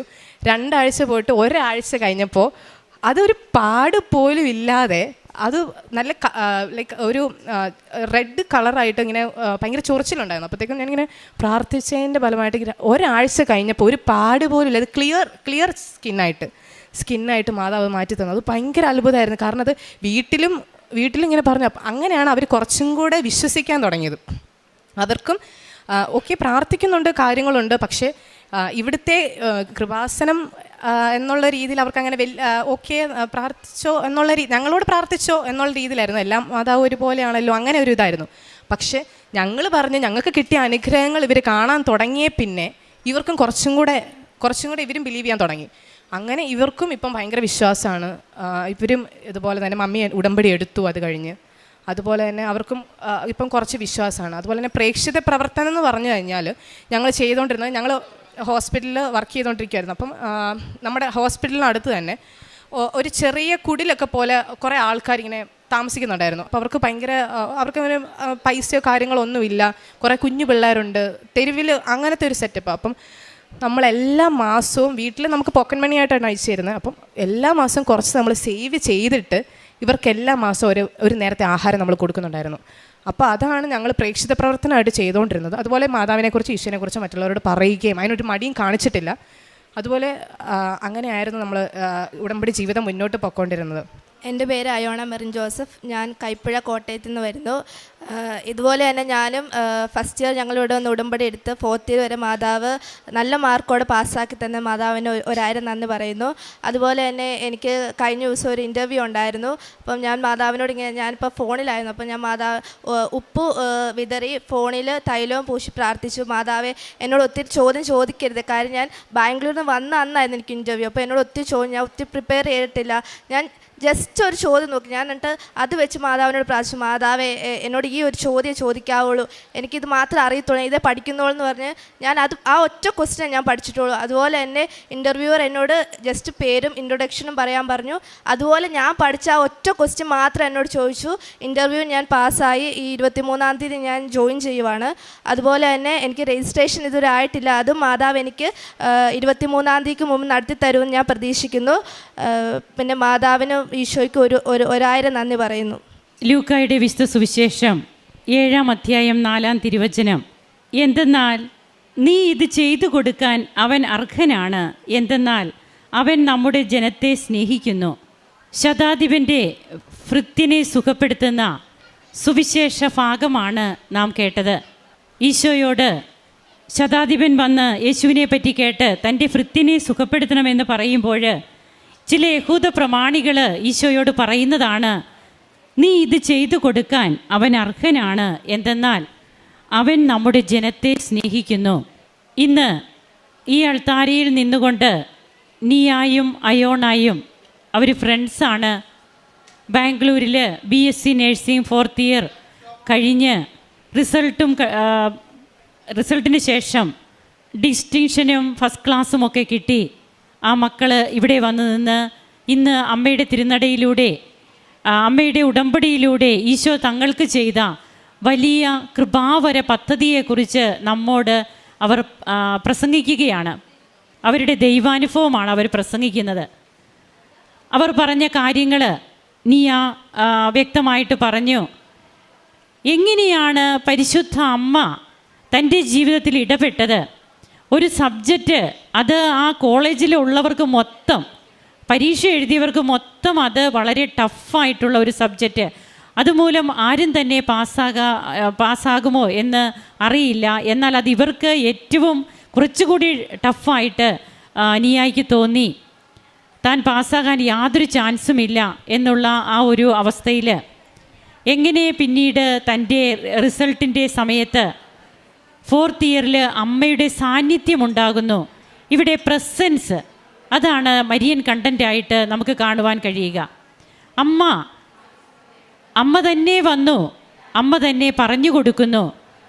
ഇത് നിയയുടെ ജീവിതത്തിൽ ആദ്യമാണെങ്കിൽ ഇവിടെ ഇരിക്കുന്ന ഓരോരുത്തരുടെയും ജീവിതത്തിൽ, ഇവിടെ സാക്ഷ്യം പറഞ്ഞു പോകുന്ന ഓരോരുത്തരുടെയും ജീവിതത്തിൽ പരിശുദ്ധ അമ്മയുടെ ഈ സാന്നിധ്യം എത്രയോ പേർക്കാണ് ഇന്ന് അനുഭവവേദ്യമാകുന്നത്. ഓരോ സാക്ഷ്യങ്ങളും നമ്മോട് പറയുന്നത് അമ്മ ഓടി നടക്കുന്ന അമ്മ നമ്മുടെ അടുത്തേക്ക് കടന്നു വരുന്ന അമ്മയുടെ സാന്നിധ്യത്തെക്കുറിച്ച് തന്നെയാണ്. അങ്ങനെ ആ മകൾക്ക് സ്വപ്നത്തിൽ പറഞ്ഞതനുസരിച്ച് തന്നെ ആ മകൾക്ക് ഡിസ്റ്റിങ്ഷൻ കിട്ടുന്നു. ഈ മകൾക്കും ഈ മകളുടെ ട്വിൻ സിസ്റ്ററിനും ഡിസ്റ്റിങ്ഷൻ കിട്ടുന്നു എന്നാണ് നാം കേട്ടത്. അവരുടെ കോളേജ് ലൈഫായിരുന്നു. എന്നാൽ തങ്ങളുടെ കൂടെ പഠിച്ച കുട്ടികൾ അവരാരുമാകട്ടെ എല്ലാവരോടും അവർ കർത്താവിനെക്കുറിച്ച് പറഞ്ഞു. അതുകൊണ്ട് തന്നെ അമ്മ നമ്മെ പരിചയപ്പെടുത്തും ഈശോയുടെ അടുത്ത്. അതാണ് ഹെബ്രായർ 4:16 നമുക്ക് കാണുവാൻ കഴിയുക. വേണ്ട സമയത്ത് കരുണയും കൃപാവരവും ലഭിക്കുന്നതിനായി കൃപാവരത്തിൻ്റെ സിംഹാസനത്തെ നമുക്ക് സമീപിക്കാം. ഈ സിംഹാസനത്തിൽ നമ്മെ പരിചയപ്പെടുത്തുന്ന ഒരു വ്യക്തിയുണ്ട് കർത്താവിൻ്റെ അടുത്ത്. ആ വ്യക്തിയാണ് പരിശുദ്ധ ദൈവമാതാവ്. മകനെ അവർക്ക് വീഞ്ഞില്ല എന്ന് പറഞ്ഞ അമ്മ അതുപോലെ ഓരോ മക്കളുടെയും കാര്യത്തിൽ അമ്മ പരിചയപ്പെടുത്തിക്കൊണ്ടിരിക്കും, നീ ഇതവർക്ക് ചെയ്തു കൊടുക്കണം. അപ്പോൾ ഭൃത്യൻ്റെ കാര്യത്തിൽ യഹൂദ പ്രമാണികൾ പറഞ്ഞു, ഇതിനവൻ അർഹനാണ്, അവൻ നമ്മുടെ ജനത്തെ സ്നേഹിക്കുന്നു. ഈ ജനത്തെ സ്നേഹിക്കുന്നവരാണ് കർത്താവിനെ മറ്റുള്ളവർക്ക് പറഞ്ഞു കൊടുക്കുക. ഈ കുഞ്ഞുങ്ങൾ പറഞ്ഞു, ഞങ്ങൾ ഈശോയെക്കുറിച്ച് പറഞ്ഞുകൊണ്ടിരുന്നു, കൃപാസന പത്രം ഞങ്ങൾ കൊടുത്തു, അതുപോലെ നേർച്ച വസ്തുക്കൾ മറ്റുള്ളവർക്ക് ഞങ്ങൾ കൊടുത്ത് അവർക്ക് വേണ്ടി ഞങ്ങൾ പ്രാർത്ഥിച്ചു. പഠിക്കുവാൻ ഒത്തിരിയേറെ ബുദ്ധിമുട്ടുള്ള കുഞ്ഞുങ്ങൾക്ക് ഞങ്ങൾ അങ്ങനെയുള്ള സഹായങ്ങൾ ഞങ്ങൾ ചെയ്തു. അവരും കൂടി അവസാനം വന്ന് പറഞ്ഞു, എടി മാതാവ് ഉള്ളത് കൊണ്ട് തന്നെയാണ് പരീക്ഷയിൽ പാസ്സായതെന്ന്. അപ്പോഴവിടെയൊക്കെ അവർ വിളമ്പിക്കൊടുത്തത് കർത്താവിനെയാണ്. അതുകൊണ്ട് തന്നെ അമ്മ പ്രത്യക്ഷപ്പെടാൻ, അമ്മ വന്ന് സംസാരിക്കാൻ ഇടയായി. ബഹുമാനപ്പെട്ട VP ജോസഫ് അച്ഛൻ്റെ ജീവിതത്തിൽ അച്ഛൻ്റെ 1984 മുതൽ അച്ഛൻ്റെ ശുശ്രൂഷകൾ ആരംഭിക്കുന്ന ആ ഒരു സമയം മുതൽ അച്ഛൻ ചെയ്ത ഓരോ ത്യാഗപൂർണമായ പ്രവൃത്തികളാണ് പരിശുദ്ധ അമ്മ ഈ അൾത്താരയിൽ പ്രത്യക്ഷപ്പെടാൻ ഇടയായത്. അച്ഛൻ്റെ തെദേവും എന്ന പുസ്തകത്തിലെല്ലാം നമുക്കിതെല്ലാം കാണാൻ കഴിയും. അപ്പോൾ പ്രിയപ്പെട്ടവരെ, ഇന്ന് ഈ കുഞ്ഞുങ്ങൾ, യുവതികളായ ഈ മക്കൾ, ഇവരിവരുടെ ജീവിതത്തിൽ ഒരിക്കലും മറക്കില്ല ദൈവം തങ്ങളെ തൊട്ട അനുഭവം. തങ്ങൾക്ക് ഈ അമ്മ എങ്ങനെയാണ് തങ്ങളുടെ ജീവിതത്തിൽ ഈശോയെ കൊണ്ടുവന്ന് തന്നത് എന്നത് ഇവർ മറക്കില്ല. 2 ആഴ്ചയിൽ കുമ്പസാരം യുവതികളാണ്. പിന്നെ ഒരു കാര്യമുണ്ട്, ഓൺലൈൻ നാം കുർബാനയല്ല നാം കൂടേണ്ടത്. ഇവർ ഹോസ്റ്റലിലായിരുന്നത് കൊണ്ട് ഇവരത് ചെയ്തു. അപ്പോഴാരും വിചാരിക്കരുത് ഓൺലൈൻ കുർബാന കൂടിയാൽ മതിയെന്ന്. അതല്ല നാം ചെയ്യേണ്ടത്. നാം വിശുദ്ധ കുർബാനയിൽ പങ്കെടുക്കുകയാണ് വേണ്ടത്. അപ്പോൾ ഇവരതിനു പോലും ആ ഹോസ്റ്റലിൻ്റെ തിരക്കിനിടയിലും പഠനത്തിൻ്റെ തിരക്കിനിടയിലും ഇവർ സമയം കണ്ടെത്തി. എന്നാൽ 2 ആഴ്ചയിലെ കുമ്പസാരം, അതുപോലെ മറ്റ് കാരുണ്യ പ്രവർത്തനങ്ങൾ ചെയ്യാനുള്ള സന്നദ്ധത, ഇതെല്ലാം ഇവർ ചെയ്തു. അങ്ങനെ തങ്ങളുടെ ജീവിതത്തിൽ ഏറ്റവും നല്ല റിസൾട്ടും വാങ്ങിച്ചുകൊണ്ട് ഇന്ന് അമ്മയുടെ തിരുനടയിൽ നിന്ന് ഈ മക്കൾ നന്ദി പറയുമ്പോൾ